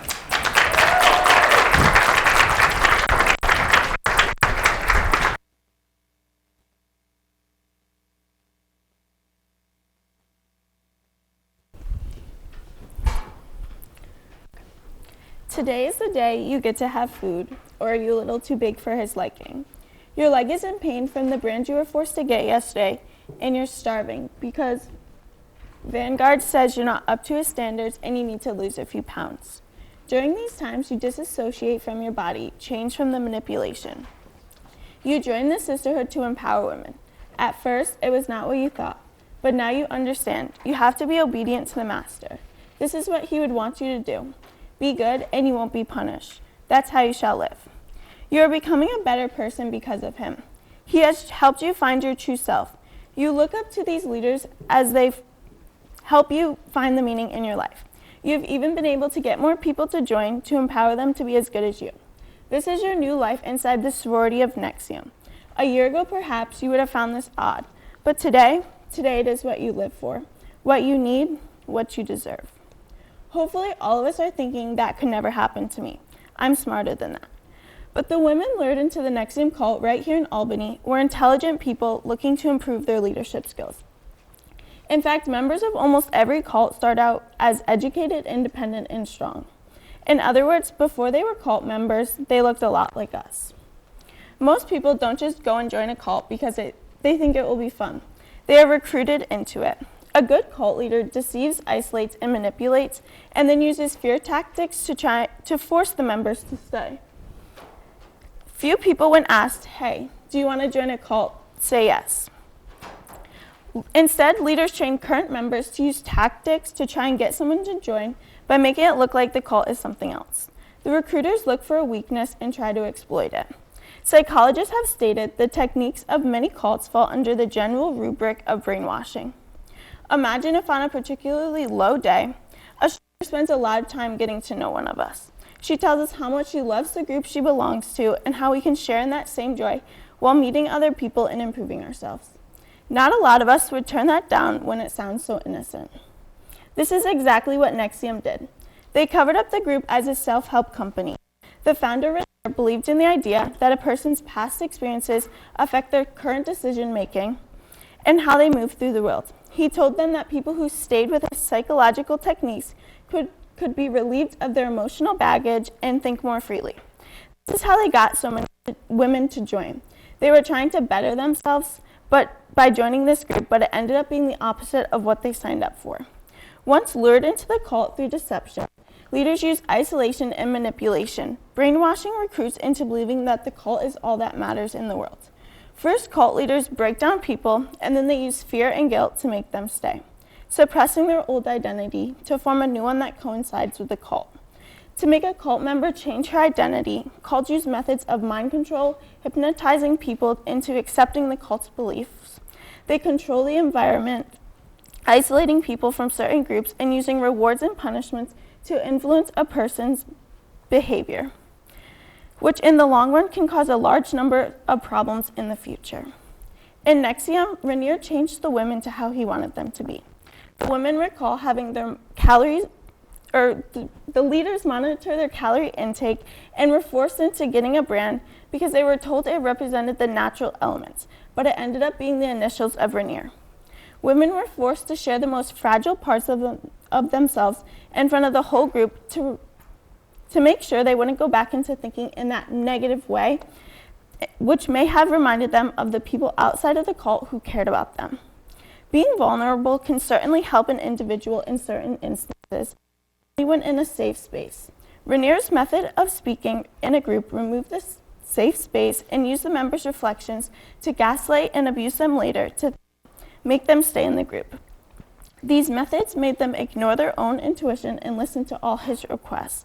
Kelly Scott, a therapist, states, "The fact Renier's method has some elements of very valid theory makes it so dangerous because it's something that feels reasonable on the surface." Perhaps now we can understand how innocent victims might be deceived. But why would someone want to deceive and manipulate other people? Each cult leader has their own motivations, but it's usually backed by some greater power, and typically the cult leader at least starts out believing that their motives are pure. Cults may be founded on religious beliefs, personal beliefs, or beliefs taken out of proportion. In Renier's case, when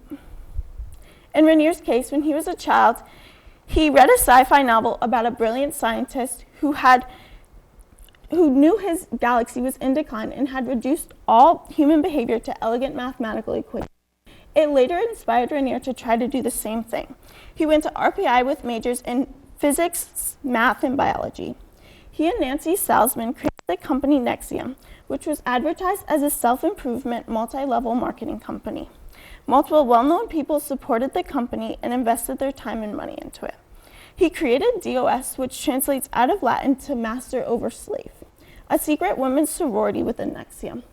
A former member believes that Renier created the sorority to formalize his women-hating behavior and states it's been going on for a long time. It's not like he started off good and then turned bad. It's not just DOS. He's always been bad, in my opinion. Renier was very skilled at keeping people quiet. Women who displeased him would be ostracized from the cult until they redeemed themselves or were physically punished. One member recalls how she didn't know what went on between Renier and the other women because they were too afraid to talk about what took place. Women finally started leaving after hearing from other members what was happening in the group, but they were scared. Would there be retaliation against them? Would their compromising information be released? They didn't know, but they needed to get away. Finally, being able to leave the cult sounds like such a relief, getting away from that horrible situation. But they are still suffering even after leaving. They were put through so much, and now they have to come to the realization of what just happened to them and how they are going to cope with the trauma they were put through. Dr. John Clark, a professor of psychology at Harvard, states, "In some respects, the destructive effects of cult conversions amounts to a new disease in an era of psychological manipulation. After leaving the cult, many members experience depression, guilt, and paranoia. Many members state feeling as if they disassociated from their bodies during these terrible times as a way to protect themselves from physical and mental scarring." I read a story about a 28-year-old woman who had attended one of self-improvement classes. And after sleepless nights and 17-hour days of his workshops, she began to have hallucinations and had a mental breakdown at her hotel. She ended up going to a hospital and required psychiatric treatment. The doctor stated that she had treated others who had attended his classes too. Just imagine, that was just one of his classes that caused that much damage. Imagine what the women are feeling after being through so much more than that in the sorority of Nexium. Now I've told you all the women who joined this cult. You're all probably still thinking, that could never happen to me. I'm going to show you a picture of a member of Nexium. This is Sarah Edmondson, a Canadian actress.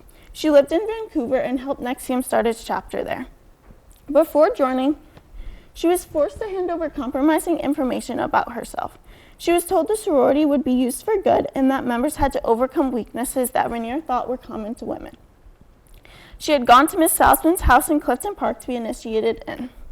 She was then forced to be branded below the hip. She remembers hearing the muffled screams of the other women and the smell of burning tissue. She soon went to the authorities, but they told her that she had consented to all of it, so there was little they could do. Later, she began to pull back from the sorority. After multiple members left, they pressed charges and spoke out about their experiences, getting Renier sentenced to 120 years in prison.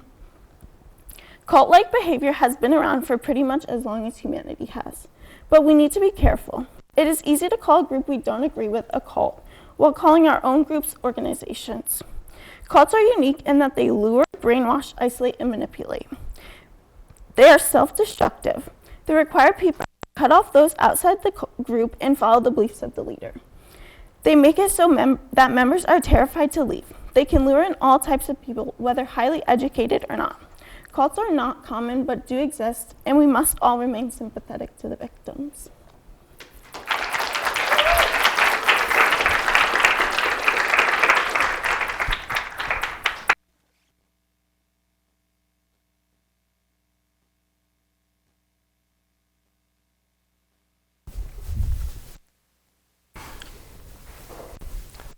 Imagine if our country in one day could save over 100 billion gallons of water, enough to supply all of the homes in New England for nearly 4 months.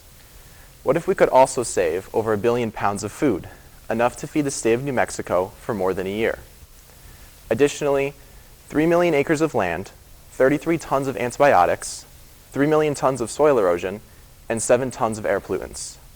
Would you do it? You can. This is what would happen if our country went vegetarian for just one day. One day. This may be difficult to believe, but even if you believe it's only half of that, the ramifications are undeniable. The impact would make our current best practices of reduce, reuse, and recycle seem all but quaint. I'm willing to bet that almost everyone here has met a vegetarian and thought to themselves, why would you do this to yourself? Do you know what you're missing? There's a number of reasons why people do such crazy things to themselves. There are religious reasons, as most of us know many Buddhists and Hindus as being vegetarian because they view animals as sacred. Going off of this, some people are animal lovers and stand to imagine a cow going out to be slaughtered. Can you blame them? It's not really a choice. Living somewhere where there are little to no livestock farms nearby can drive up prices, causing meat to be too expensive to fit into a family's diet. At the end of the day, the environment doesn't care why a person is vegetarian. No matter the reason, vegetarians are saving the planet.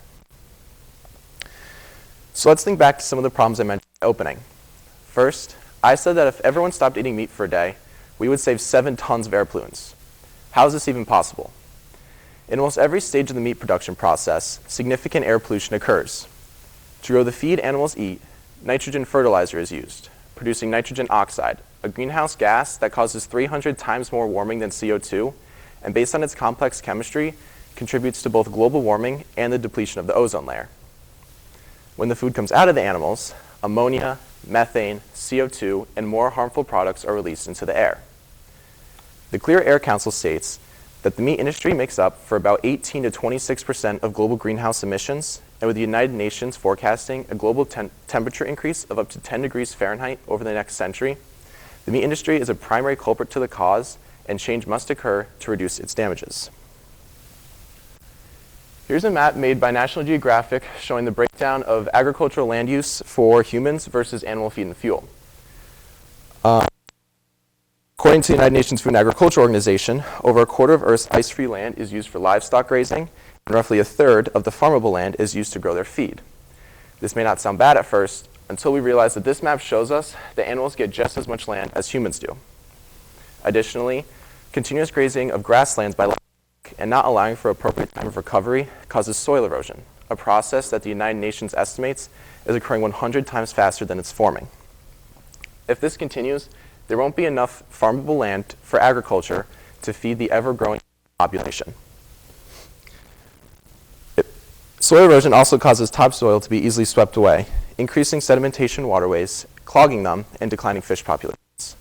Clearly, the meat industry has very severe impacts on our environment, and action must be taken to cut down on its ruinous effects. People die at the hands of antibiotic-resistant bacteria. Bacteria becomes resistant to an antibiotic when it is used incorrectly. The most common place where this occurs is livestock farms, where low doses of antibiotics are delivered through animal feed to prevent the disease. According to the FDA, 80% of medically important antibiotics are sold to livestock farms, and when constantly exposed to low doses, bacteria becomes resistant. These strains can multiply and then spread potentially deadly antibiotic-resistant bacteria to humans through direct contact with animals and their products. Imagine the lives that could be saved if humans cut down on livestock farms, reducing this opportunity for antibiotic-resistant bacteria to multiply and spread. I also mentioned all of the food and water we can save. Globally, the amount of livestock on our planet is over double the amount of people. In order to sustain what will soon be on the kitchen table, animals must be fattened up, and food and water is used to help grow all of it. Imagine just cutting out one large livestock farm. All the food and water that would have gone to that one farm to feed the animals can now be redirected towards feeding and hydrating the families surrounding that one farm. If we reduce our meat consumption, humans will have much more of the two most important resources for their survival. Many people choose which is still eating seafood, over vegetarianism. I'm not here to criticize them, as I myself am one, but the fishing industry has very harmful effects on our Earth's oceans. Much of the seafood we see in our local grocery stores are raised on aqua farms and fenced-off cages. With all the feces, antibiotics, pesticides, and more in a tightly closed space for years, the water becomes toxic and pollutes the oceans. Industrial fishing is just as harmful. They use techniques called bottom trawling, dragging a giant net along the ocean floor, and long-line fishing, dragging long fishing lines with hooks on them. As you can imagine, these techniques more often than not catch something they aren't supposed to, reducing biodiversity. Additionally, these lines and nets can become disconnected, and they float in the ocean, and they can harm not only sea life, but their habitats as well. Pescatarianism is a great stepping stone to becoming vegetarian, but for those who fear that they won't get enough protein, they should be aware that the seafood industry has very severe impacts on our environment, and they must avoid eating it every day. In case saving the environment isn't good enough of a reason for you to go vegetarian, there are also very many health benefits. According to a Harvard research study, vegetarians tend to consume less cholesterol and saturated fat while consuming more vitamins C and E, folic acid, dietary fiber, potassium, and magnesium.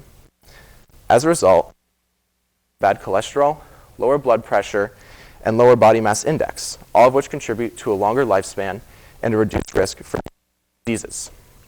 As I mentioned before, many former meat lovers also fear that they won't get enough protein if they aren't eating meat. However, there are many alternatives to put this fear away. My personal favorite are bean burgers. Beans are loaded with protein and dietary fiber and are easy to fit into any meal, as you can mix them with rice, soups, salads, and even dip for chips. The high fiber content is a huge benefit because not only are vegetarians hitting their protein levels, they're going to feel full, allowing them to consume less calories and avoid obesity. So, the next time somebody says that they don't want to be vegetarian because they fear they won't have a healthy diet, just know that they're incredibly wrong. Maybe parting with your mother's famous homemade chicken pot pie or fancy dinners at a steak restaurant is too much to ask. I understand that. But what if as a country, we all designated one day a week to go vegetarian? Think about all of the food and antibiotics we could save and the air pollution we could cut out simply by changing our diet for one day.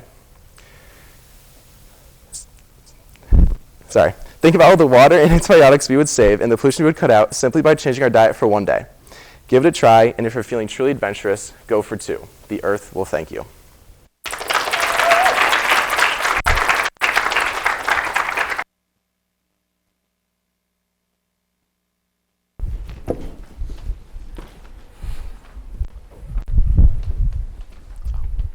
Thanks, I don't need it, but sure.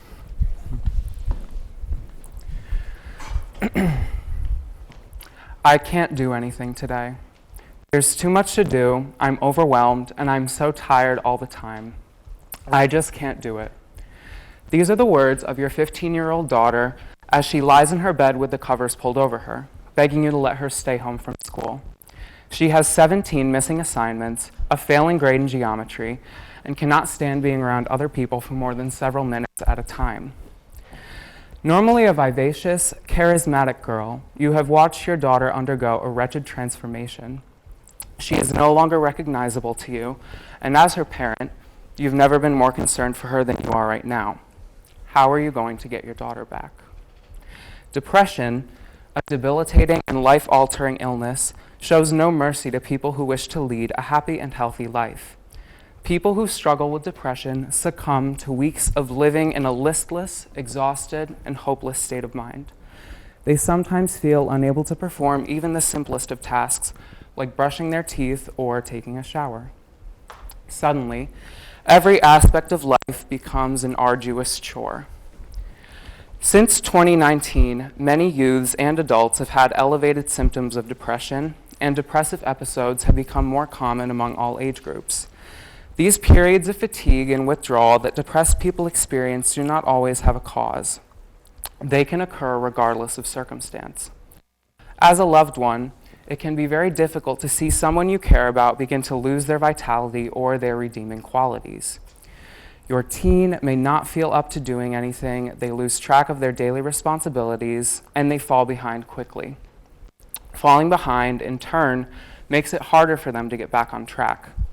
They begin to feel overwhelmed, overtasked, and they become so frustrated with the prospect of catching back up that they continue to fall further behind.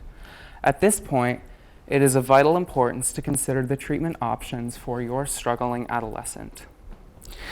Unlike many other illnesses, the treatment of depression is not totally medical. The symptoms of depression can be managed, but depression is a lifelong disease. No pill or injection can cure the illness. The best hope for your adolescent is a balanced lifestyle, any clinical treatments that a provider feels are necessary, and an emotional support system. Of course, this is much easier said than done. Finding the right healthcare provider can be a daunting task, especially because they have to be a person that each family member feels comfortable with. Insurance coverage may also pose problems because the provider who works best for your family may not be available under your insurance coverage. This issue is all too common. A 2022 survey found that over 60% of youths with major depressive symptoms did not receive adequate treatment. Over the course of your adolescence treatment process, you will learn as a parent that depression affects every aspect of their life. Teens may begin to isolate themselves from family and friends. You may notice a sudden drop in their grades, and they may struggle to express their feelings in an emotionally healthy way.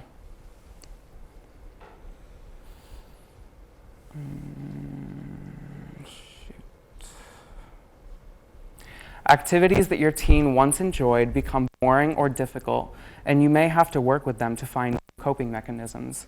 Caring parents often notice the initial symptoms of depression too. This can be quite difficult, as teens experience the angst and mood swings of adolescence, which may look strikingly similar to some depressive symptoms. There are a few questions to ask, however, to help you evaluate your teen's mental health from a parental perspective. How intense have their negative feelings been in recent weeks or months? How long have they felt the way they currently feel? When do you, as a parent, have negative encounters with them that make you question their behavior? Are these difficult situations with your adolescent occurring at a specific time, place, or transition between daily activities? This basic assessment of their behavior may help you, the parent, take the next steps in their treatment.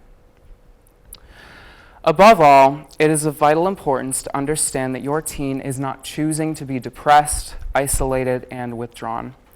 Regardless of how hard teens try to better their mental health, and regardless of how hard parents try to manage adolescent depression, the battle against mental illness is an uphill one. Coping mechanisms, medication, a diet of nutrient-rich foods, and every other remedy one can think of may not do the trick. This is extremely frustrating for all parties involved, but that is the unfortunate reality of depression. Nobody wins. Combating depression as a family unit requires a lot of hard work and a lot of strength. Patience is key.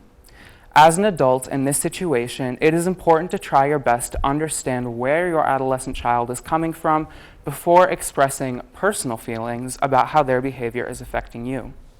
It's never too late to involve a mental health professional either. Therapists and counselors are effective resources for both parents and children.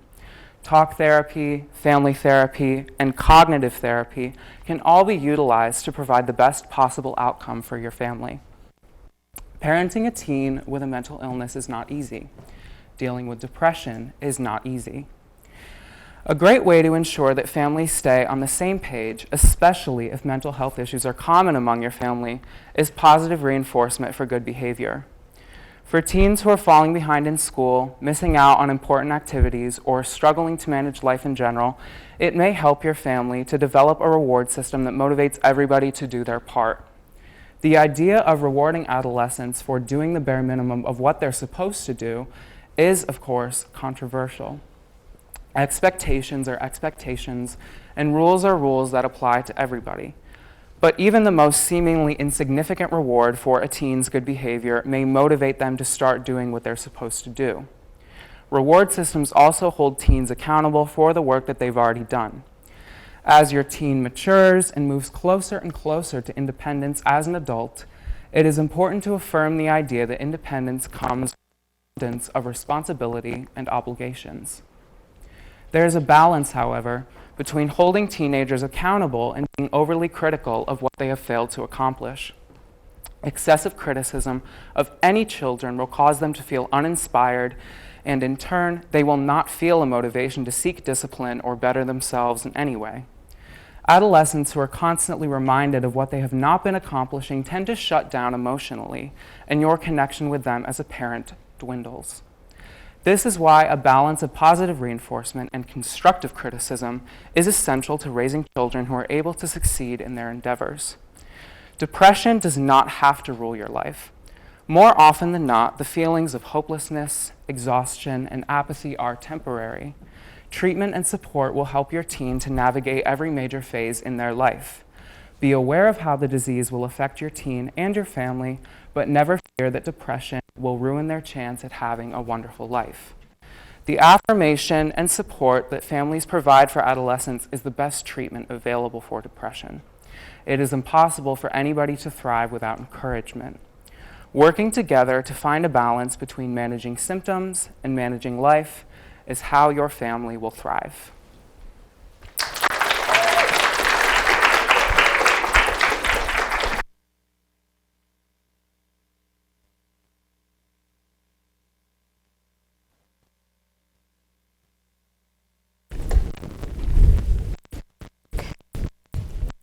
Dreaming is my favorite part of sleep. The other night, I dreamt that I was getting a facial from a giraffe, and he was telling me all the reasons why I should invest in cryptocurrency. A couple weeks before that, I had a dream that I was eating spaghetti and meatballs with President Obama in London. We could spend the rest of the time talking about my craziest dreams and analyzing them further, but the real question is, how many people are having dreams? Last night, about 30% of the population didn't have a dream. They didn't get enough sleep to even reach the dreaming stage. Instead, they stayed up most of their night talking on the phone or binge watching their favorite TV show, slept for a short amount of time, and woke up sleep deprived. These people are missing out on their chance to dream, and most importantly, they're causing harm upon their bodies so severe that it could lead to their demise. Let's talk about the signs of sleep deprivation. The number one sign is drowsiness throughout the day.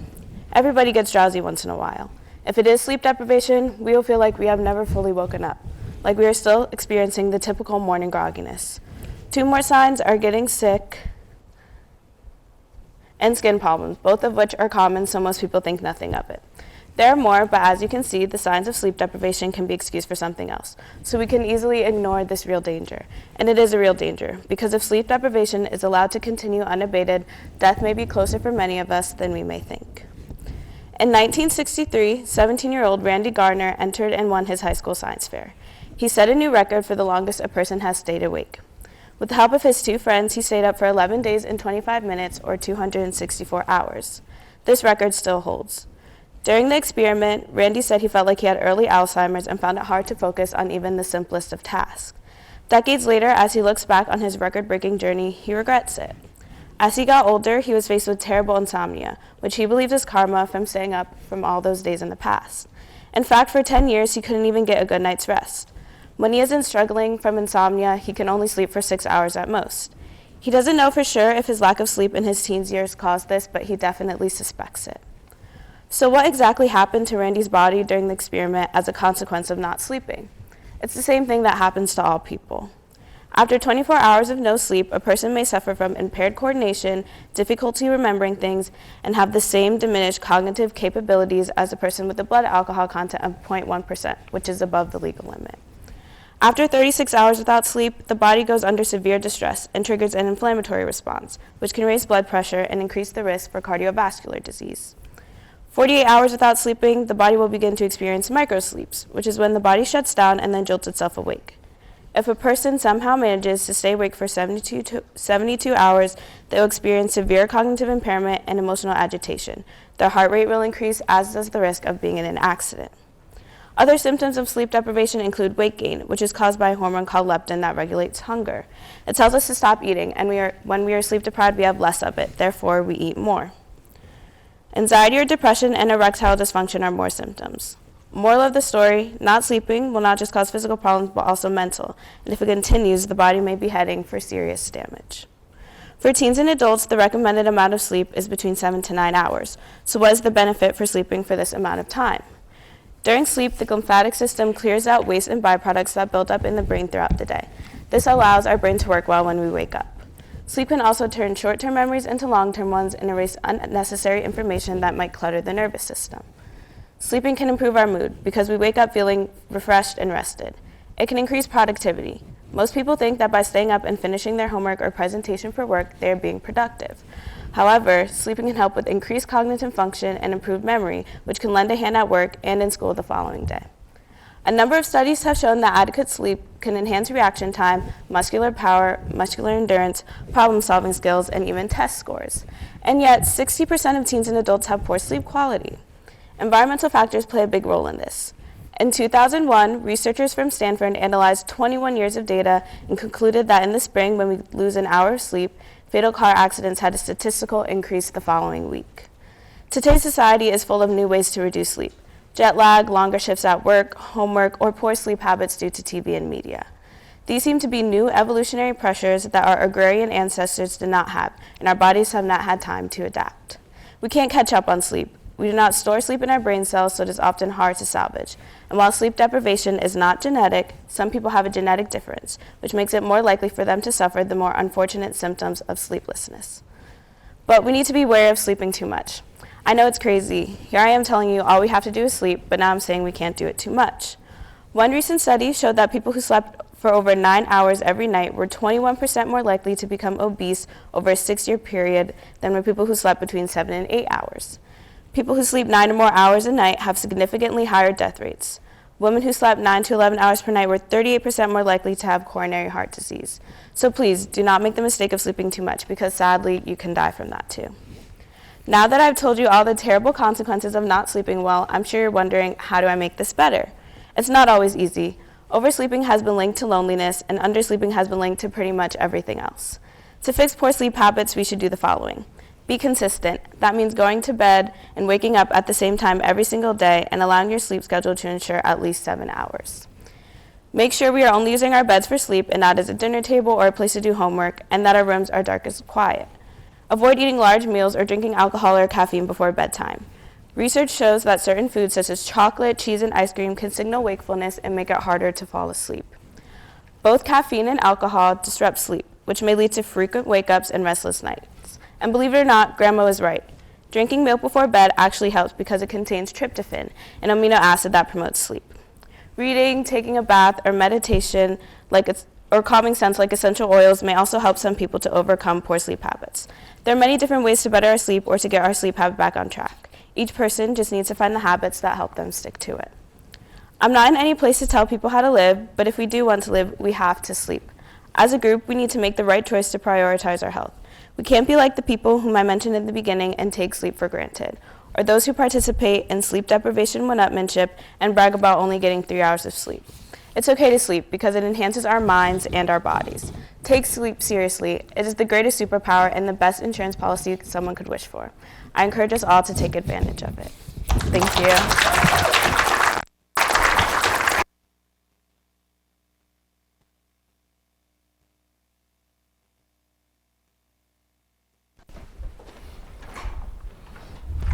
How's it going, everyone? My name's Bishwokrit, go by Bish.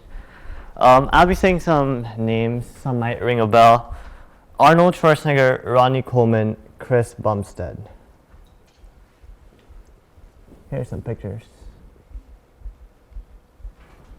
What they all have in common? They're absolutely huge, but they use steroids. Is it possible to build muscle without hurting yourself? Thankfully, yes. But what's the correct way to put on muscle? Eat more protein, do cardio, avoid cardio, not too much, only free weights. How about every other day, maybe twice a day? Drink protein, not that's laced with lead. Dairy's the way to go. Seems like everyone knows how to put on muscle, but do we really? Let's delve deeper into the physiology of muscles and what causes them to grow. The factors involved in muscle growth include genetics, hormonal control, appropriate stress on the muscle cells, nutrition, and recovery. Now first, what we cannot control. From a muscular perspective, we're not all born equal. There are many genes responsible for muscle growth and factors that affect it, such as breakdown rate, recovery rate, testosterone levels, and metabolic rate. Males are genetically predisposed to put on more muscles than females, particularly in the upper body. And now, of course, these are generalized trends, so we can always find examples where a particularly muscular woman has a more muscle than a particularly not so muscular man. But on average, biology seems to favor muscle mass in males. I'm sorry to say that not only are we not born equal, we're also become less equal as we live. Age plays a major role in muscle gain. This is primarily due to the hormone testosterone, as it usually peaks around the age of 18. This makes teenage years prime time for muscle gain and also helps explain puberty and why kids can gain so much muscle around this stage. However, as we get older, things start getting a little more difficult. Muscle loss starts occurring at a rate of 3 to 8% every decade after turning 30, so we have to constantly look after ourselves to mitigate this. The great news is there are ways to mitigate it, but the bad news is there's still a few more things that are still beyond our control. And our hormones. Hormones play a major role in overall muscle growth. The first hormone, testosterone, is produced in the testes in men and ovaries in women, and it has an amazing effect on muscle growth. It generally works by elevating the growth hormone produced in the pituitary gland of our body, with the primary responsibilities of muscle growth, skeletal growth, and fat distribution. An abnormal or low level of hormones in the body will have a detrimental effect on muscle growth. In general, our hormone levels stem primarily from genetic makeup and are beyond our control. However, some bodybuilders and professional athletes take artificial hormones and steroids. Steroids such as trenbolone, acetate, and mestelone have a very similar chemical composition to the natural muscle-regulating hormones in the body, which helps them in increasing muscle mass and enhances the user's performance. Now, this does come with many side effects such as acne, balding, organ failures, and even death, so the use of steroids for recreational purposes is highly ill-advised. And now, don't be dismayed. There still are plenty of other factors that we can control, and we indeed should. A critical factor for muscle growth is stress. And I don't mean stress as in worrying about the cost of your college. In this case, we're talking about the physical definition of stress. Tension or pressure being exerted on something. Because of their shape and length, each muscle cell is referred to as a muscle fiber. Groups of these fibers that work together are called muscles, such as we conventionally call the glutes or the biceps. So when we use our muscles, the individual cells or the fibers within them must contract. The contraction pulls on our bones, and that pulling literally stresses out our muscles. The cells are under tension like a rope in a pulley. Just like a rope in a pulley, some of the fibers wear out. Unlike a rope in a pulley, our muscle fibers are alive, and to carry that analogy further, our entire rope is alive and can heal itself. If we were to use a rope and a pulley to lift a light metal barbell, the rope would be fine, but if we keep trying to pull a heavier and heavier barbell, the rope would begin to fray. We would realize that we need a thicker, stronger rope. Our body realizes that too. The more tension we put on our muscles, the more our bodies recognize that we need bigger muscles, a thicker rope. So our bodies build it. Fiber by fiber, they thicken the rope. This is commonly explained by saying that when we work out or try a new exercise for the first time, we form microscopic tears in our muscle fibers. These tiny tears in the muscles are the reason why we feel soreness and fatigue after a great workout session. As a response to these tears, the body sends more nutrients to the site so the fibers can heal and new muscle cells can grow.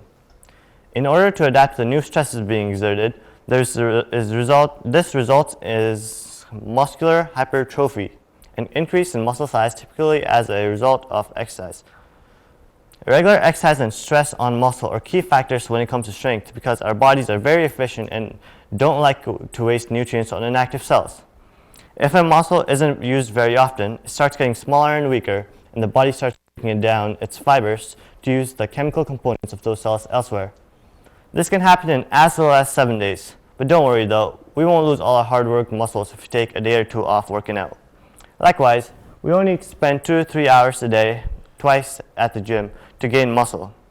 As little as 20 to 30 minutes of weight training, twice to 3 times a week is sufficient in order to gain muscle mass and see visible changes in the body. Now that we understand that the muscles are like living ropes, it's useful to think about what the ropes are actually made of. It's made of what we eat. Therefore, a key factor that is vital for muscle growth is proper nutrition. Adequate food intake is crucial for growth and development because we cannot grow if we don't have enough nutrients to help repair the muscle fibers and build new ones. Macronutrients such as proteins and carbs play a crucial role in rebuilding muscle. Carbs are the fuel of the body as they provide us with energy, and protein is heavily emphasized when trying to build muscle because it's literally what the muscles are built from. Without proper nutrients, our development can be greatly inhibited as every separate nutrient plays its own crucial role. It's generally recommended to eat about 0.5 to 0.8 grams of protein per pound of body weight to optimize muscle growth in the body. And now, this may seem like a lot of protein. However, an average steak has approximately 65 grams of protein, so it's definitely achievable in a regular diet. There's also a common myth that diet plans such as vegetarian diets, for example, don't allow one to reach their daily goals. However, that's far from the truth. Foods such as tofu, beans, seitan are very protein dense and make daily protein intake possible for many vegetarians around the world. On top of that, supplements such as protein shakes and protein powders, as long as they're from a high quality proven source, can also further help one reach their daily protein requirements if necessary. Now, along with nutrition, hydration also plays a very important role in the body, yet it's one of the most overlooked parts of the diet. Conventional wisdom has it that we should drink 8 to 10 glasses of water every day. However, that number varies greatly depending on a large number of factors, from how moist our food is to how hot it is outside. Due to water's vital function of transporting nutrients throughout the body, it's very important to make sure that we are hydrated in order to increase muscle growth and improve body performance. So, to build muscle, so far we have the genetics that we can't control, the exercise and nutrition that we certainly can, and then my favorite part, sleep. Sleep and recovery are essential for muscle growth, yet it's one of the most overlooked parts of the process of gaining muscle. While we're sleeping, our body starts the recovery of the microtears in the muscle and releases increased levels of growth hormones to start the recovery of microtears. While we're sleeping, our body starts the recovery of the microtears in the muscles and releases increased levels of growth hormone, which has the ability to regulate muscle mass in the body. It is recommended that we should get 7 to 9 hours sleep every night to optimize growth in muscles. Without adequate sleeping time, we can't gain muscle at a steady rate. There's a study conducted in 2011 on sleep deprivation and its effects on muscle growth. In the trial, both groups performed the same exercise and had the same calorie intake. The only thing that differed was that one group received 5.5 hours of sleep, while the other received 8.5 hours of sleep a day. The results showed that the group with more hours of sleep had gained substantially more muscle than the group with 5.5 hours of sleep. Along with muscle growth, sleep has lots of other benefits, so it's highly recommended to get a good night's sleep to add on more muscle. With much confusion around how to gain muscle, I hope this MedEx talk made science behind muscle growth a little more clear.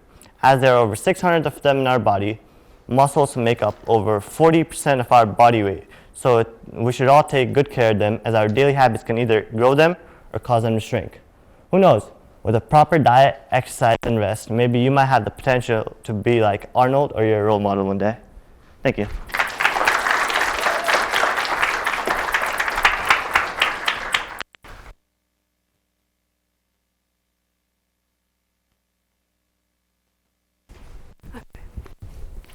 I don't smoke.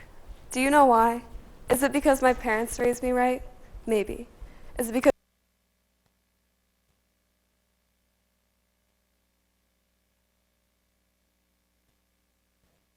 smoking is disgusting? It smells, it's bad for me, and it's just not cool. You know why it's not cool? Because you told me. Our society has reduced cigarette use from 40% in 1980 to 12% in 2020. Smoking, not cool. Thank you. But you want to know something that became really cool? Alcohol. Beer, wine, liquor, bring it on. That's what I have to look forward to in college in my professional life. Because why not?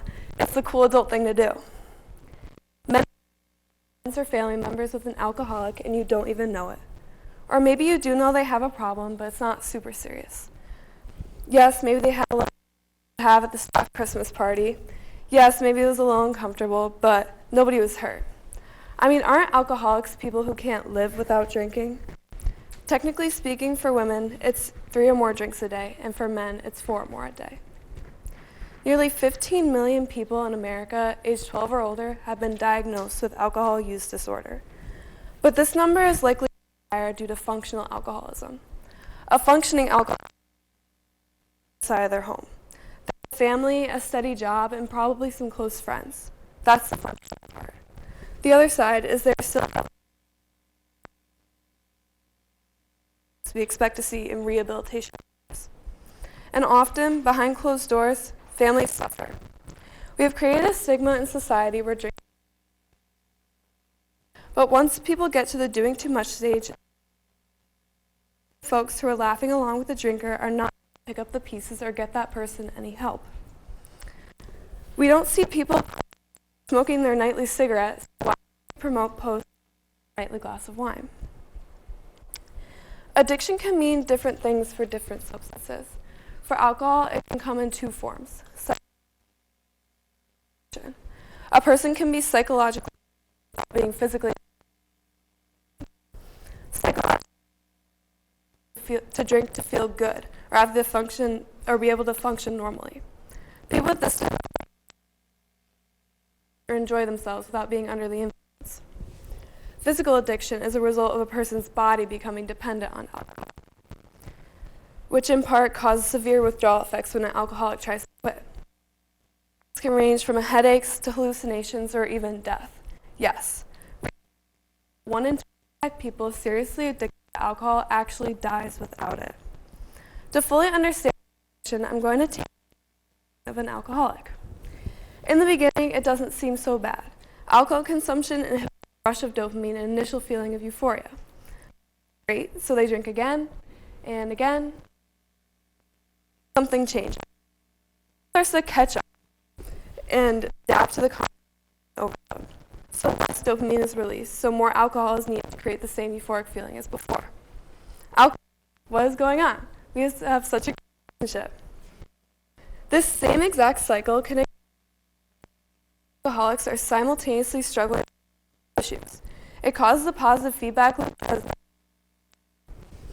Unfortunately, that's not. Physical health is also extremely impacted by alcohol consumption. 3 of the top 5 leading causes of death in Americans for 2020, the third being COVID, were also long-term effects of alcoholism. Disease, stroke, numerous cancers, compromised immune system, liver cirrhosis are just some. Nerve damage and dementia are a couple of the effects on the brain. Wernicke-Korsakoff syndrome, also known as WKS, is a rare that's mainly caused by severe alcohol abuse. Many people with WKS are required full-time care from either a nursing home or a family caregiver.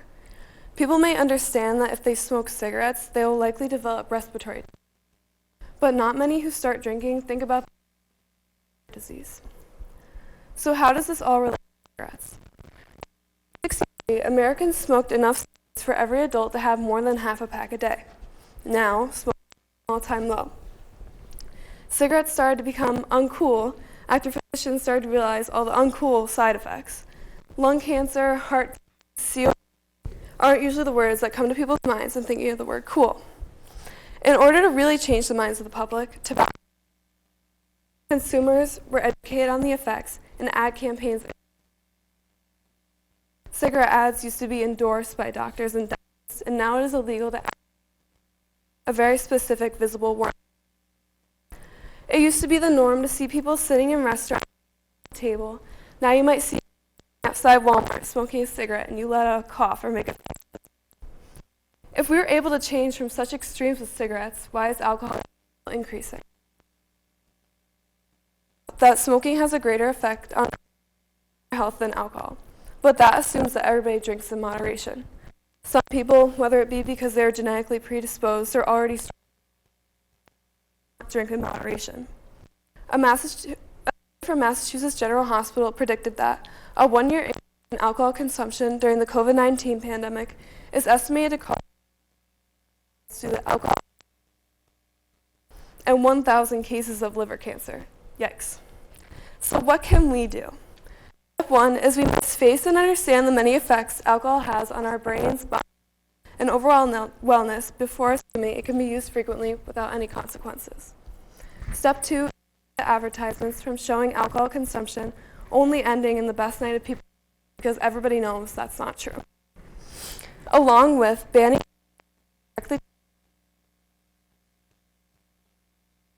similar campaigns to anti-smoking ads. which would educate people on the health risks and promote moderation. Most importantly, we need individuals, people, to stop assuming that joy and alcohol are synonymous.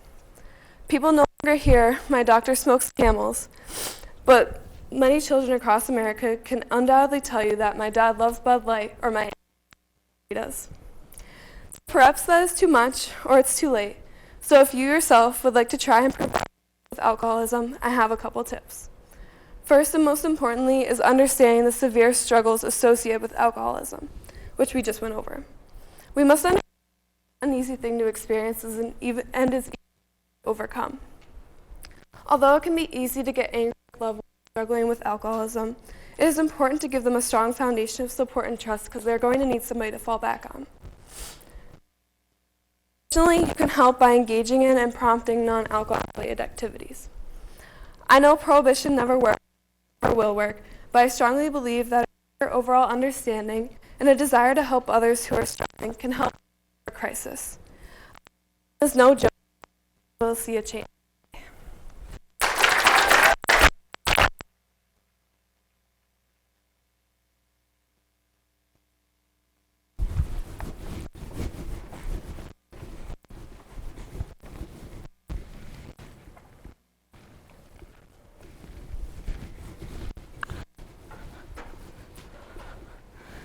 Has anyone here ever watched any shows like Criminal Minds? How about a long true crime binge fest? For those of you who have you noticed anything all the killers have in common? They're all made to look like evil, mentally ill psychopaths with no hope of integrating into society. People think that mental illness equals hopelessness. That's simply not true. It's a misconception that's been in place for a very long time. So how are we going to change a misconception that's been in place for so long? Well, we're going to enter the minds of criminals.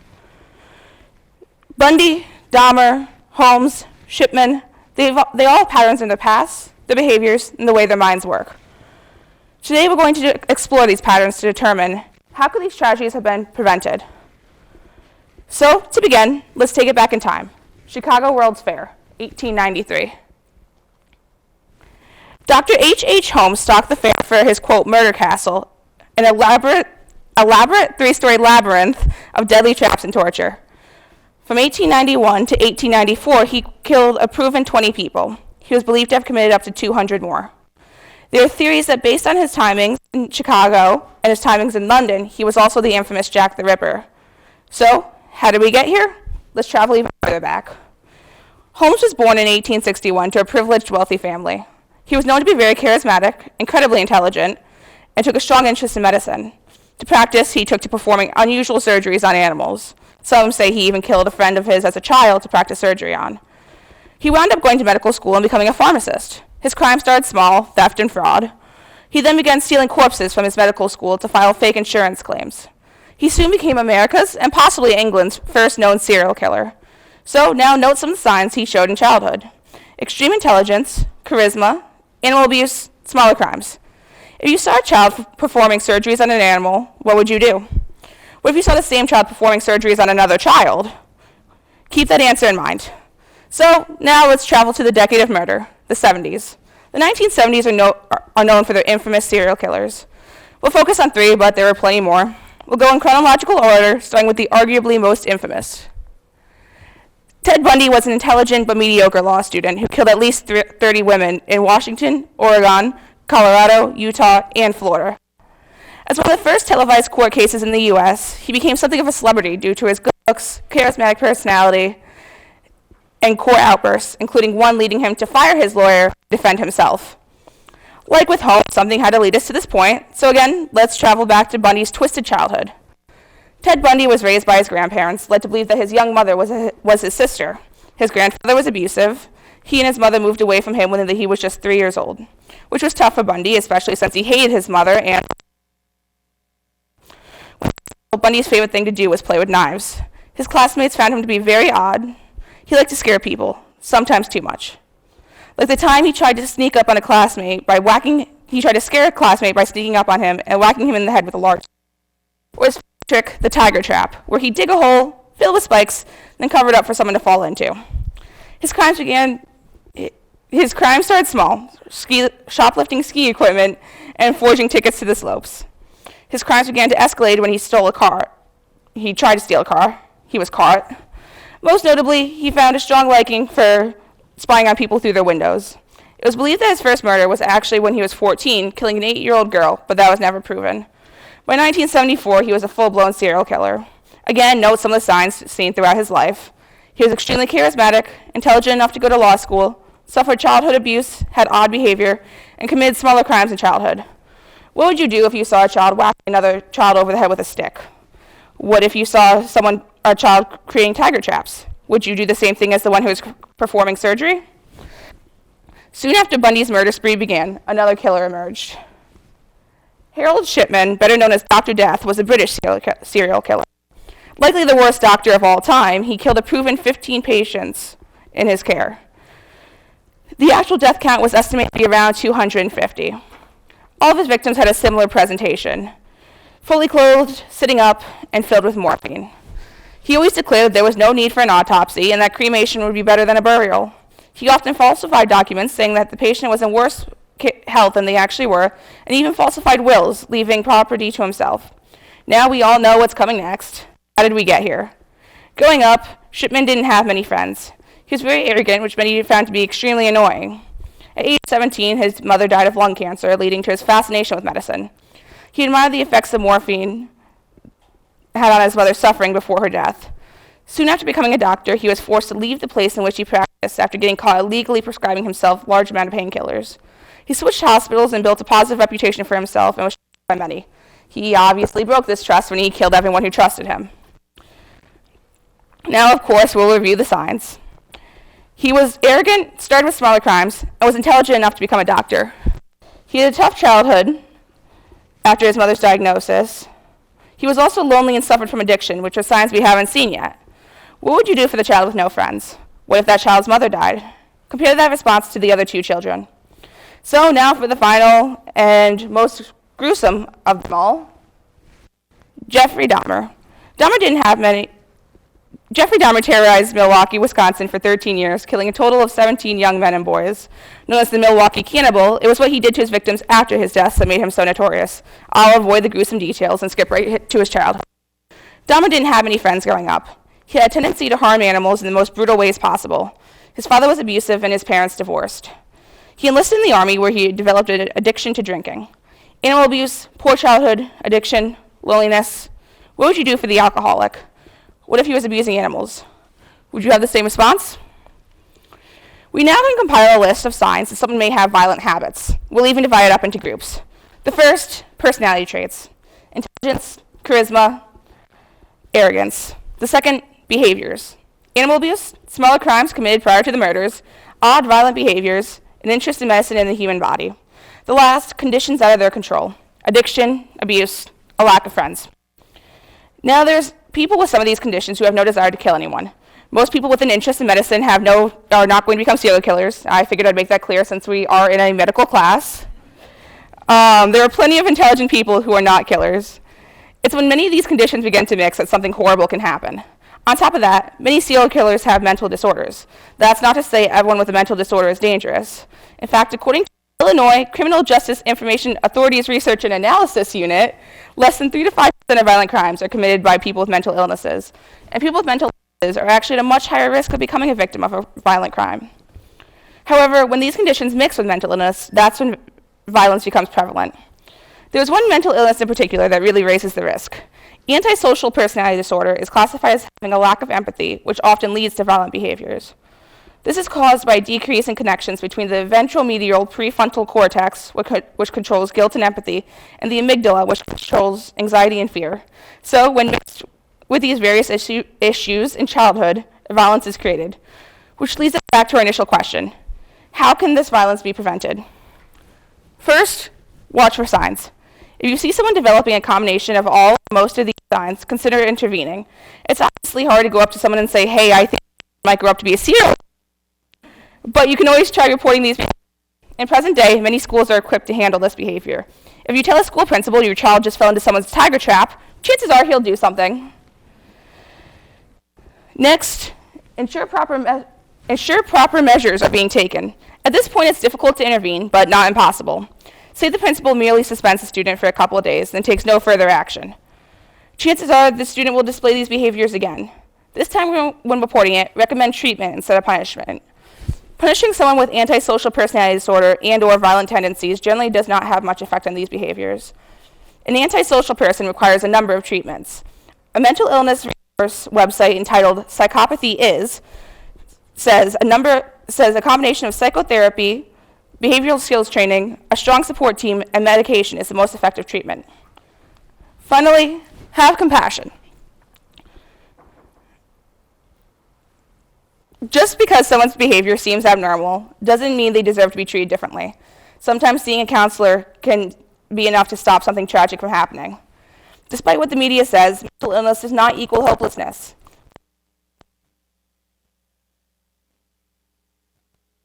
Let's intervene before something tragic happens. If we leave this time together with just one idea, it is this: let's have compassion for those who are not like us. They're almost always the ones who need it the most. Thank you.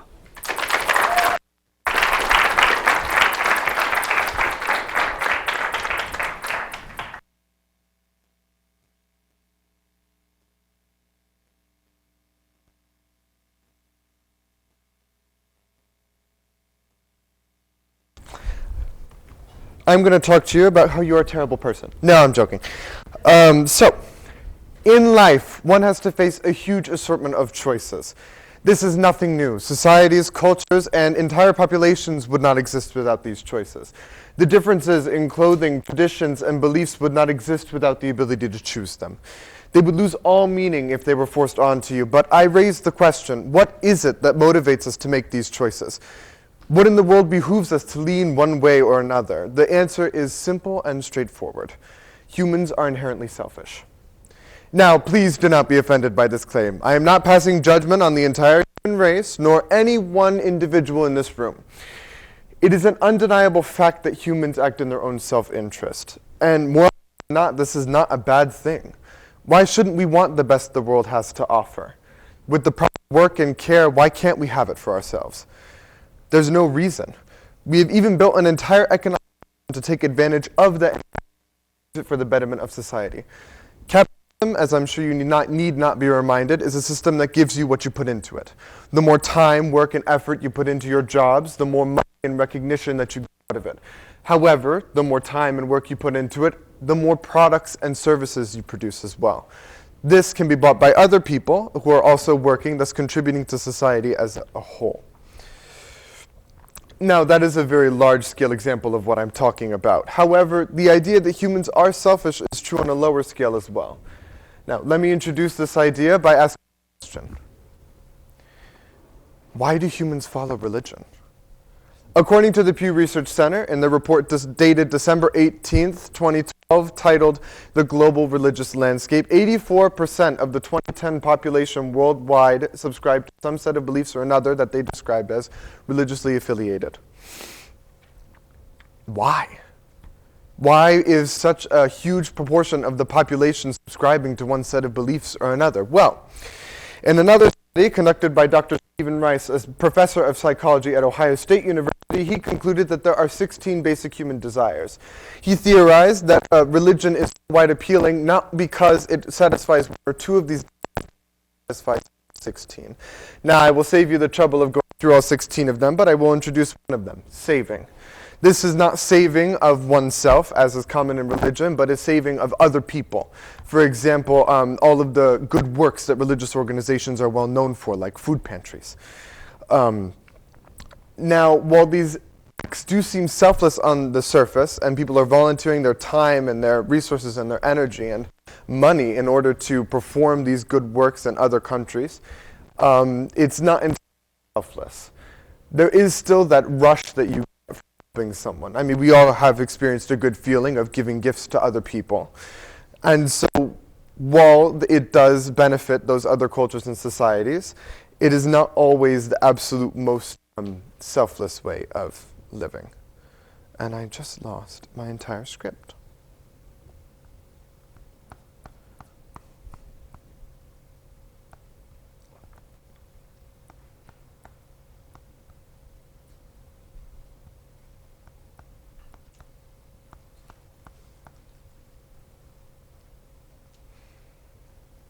All right. Now, another group that is quite associated with heroism is those who work in the medical profession. So we call them heroes and parade them around as some of the most intelligent people we know and are able to work with. However, what is it that chose them to choose medicine? Why in the world would they pick such a difficult subject and care for those who are helpless and innocent? Well, according to a study conducted by the National Library of Medicine, which examined healthcare professionals in Uganda, Sierra Leone, Cambodia, and in Zimbabwe, one of the biggest motivating factors for people to become healthcare professionals was social status. They wanted the recognition and good feeling that comes with helping people. They wanted to feel like they were contributing positively to society as a whole. In addition, many of those professionals interviewed acknowledged that a strong factor was the money and job security that came along with their respective positions. Not only were they admired, but they were also paid highly for it. Healthcare workers are also always in demand, and as a result, they are always ensured to have a job. Another example that healthcare workers can be selfish is found from an experiment conducted by Ohio State University's hospital, as reported by the Long Fix by Vivian S. Lee, MD. They were the first hospital in the nation to conduct and release patient surveys. These surveys rated the patient's care, and physicians were given the ability to see what their patients were thinking of them. Before this, many of the physicians thought of themselves highly and believed strongly in the work and care that they were providing to these patients, but began to improve when they began seeing that some of the patients were dissatisfied with the care that they were receiving. This improvement further increased when the hospital began making surveys public and attaching physicians' names to their respective patients. Now, did these physicians improve because they wanted to help their patients more? Perhaps. I'm sure that is one of the factors that influenced them. However, one can't help but wonder that they weren't improving before that competition came into place. Therefore, one of the biggest reasons I would think that they started to improve, doctors think very highly of themselves, and as a result, they would want to consider themselves superior and the best possible competitors in their jobs and in their professions. Now, it is no secret that humans are groupish, as social psychologist Jonathan Haidt says in his book, The Righteous Mind. We enjoy placing ourselves in these restricted circles where we are joined by commonality. Part of the human desire to be a member of a group is biological and evolutionary, a calculated strategy of self-preservation. Today, humans may not need to worry about their physical survival when considering a group, but groups do still satisfy that need to belong.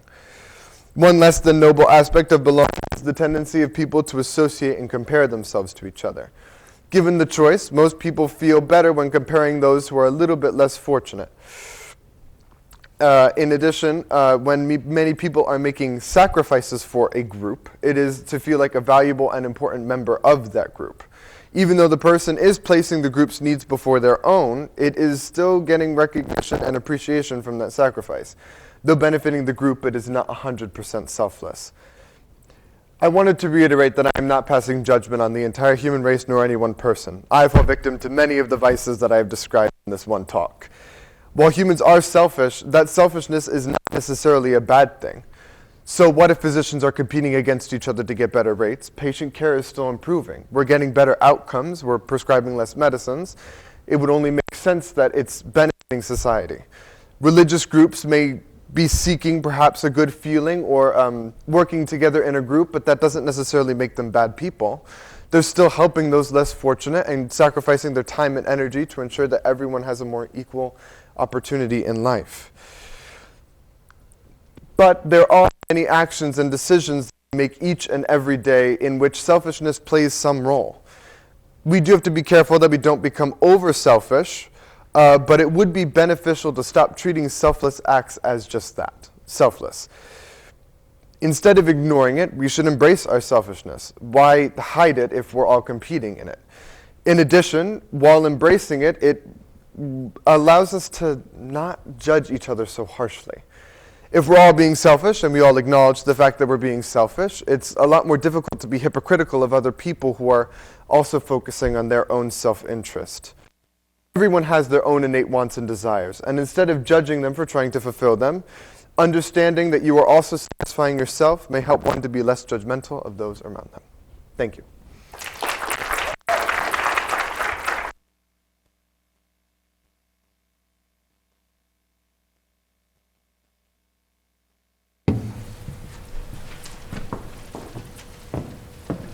Wow, right?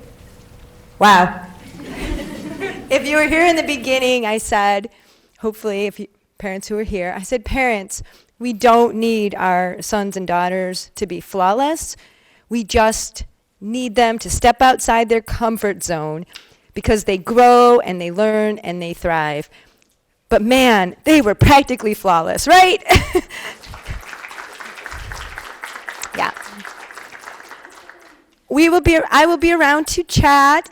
On your way out, there's a basket. Please put those index cards on your way out. Write all the great things. Put lots of stars. They're definitely worthy of all your stars. I'm so grateful that you guys took your time to be with us today, and I hope if you would all just join me in rising out of your seats and giving these students the amazing round of applause they deserve. Thank you.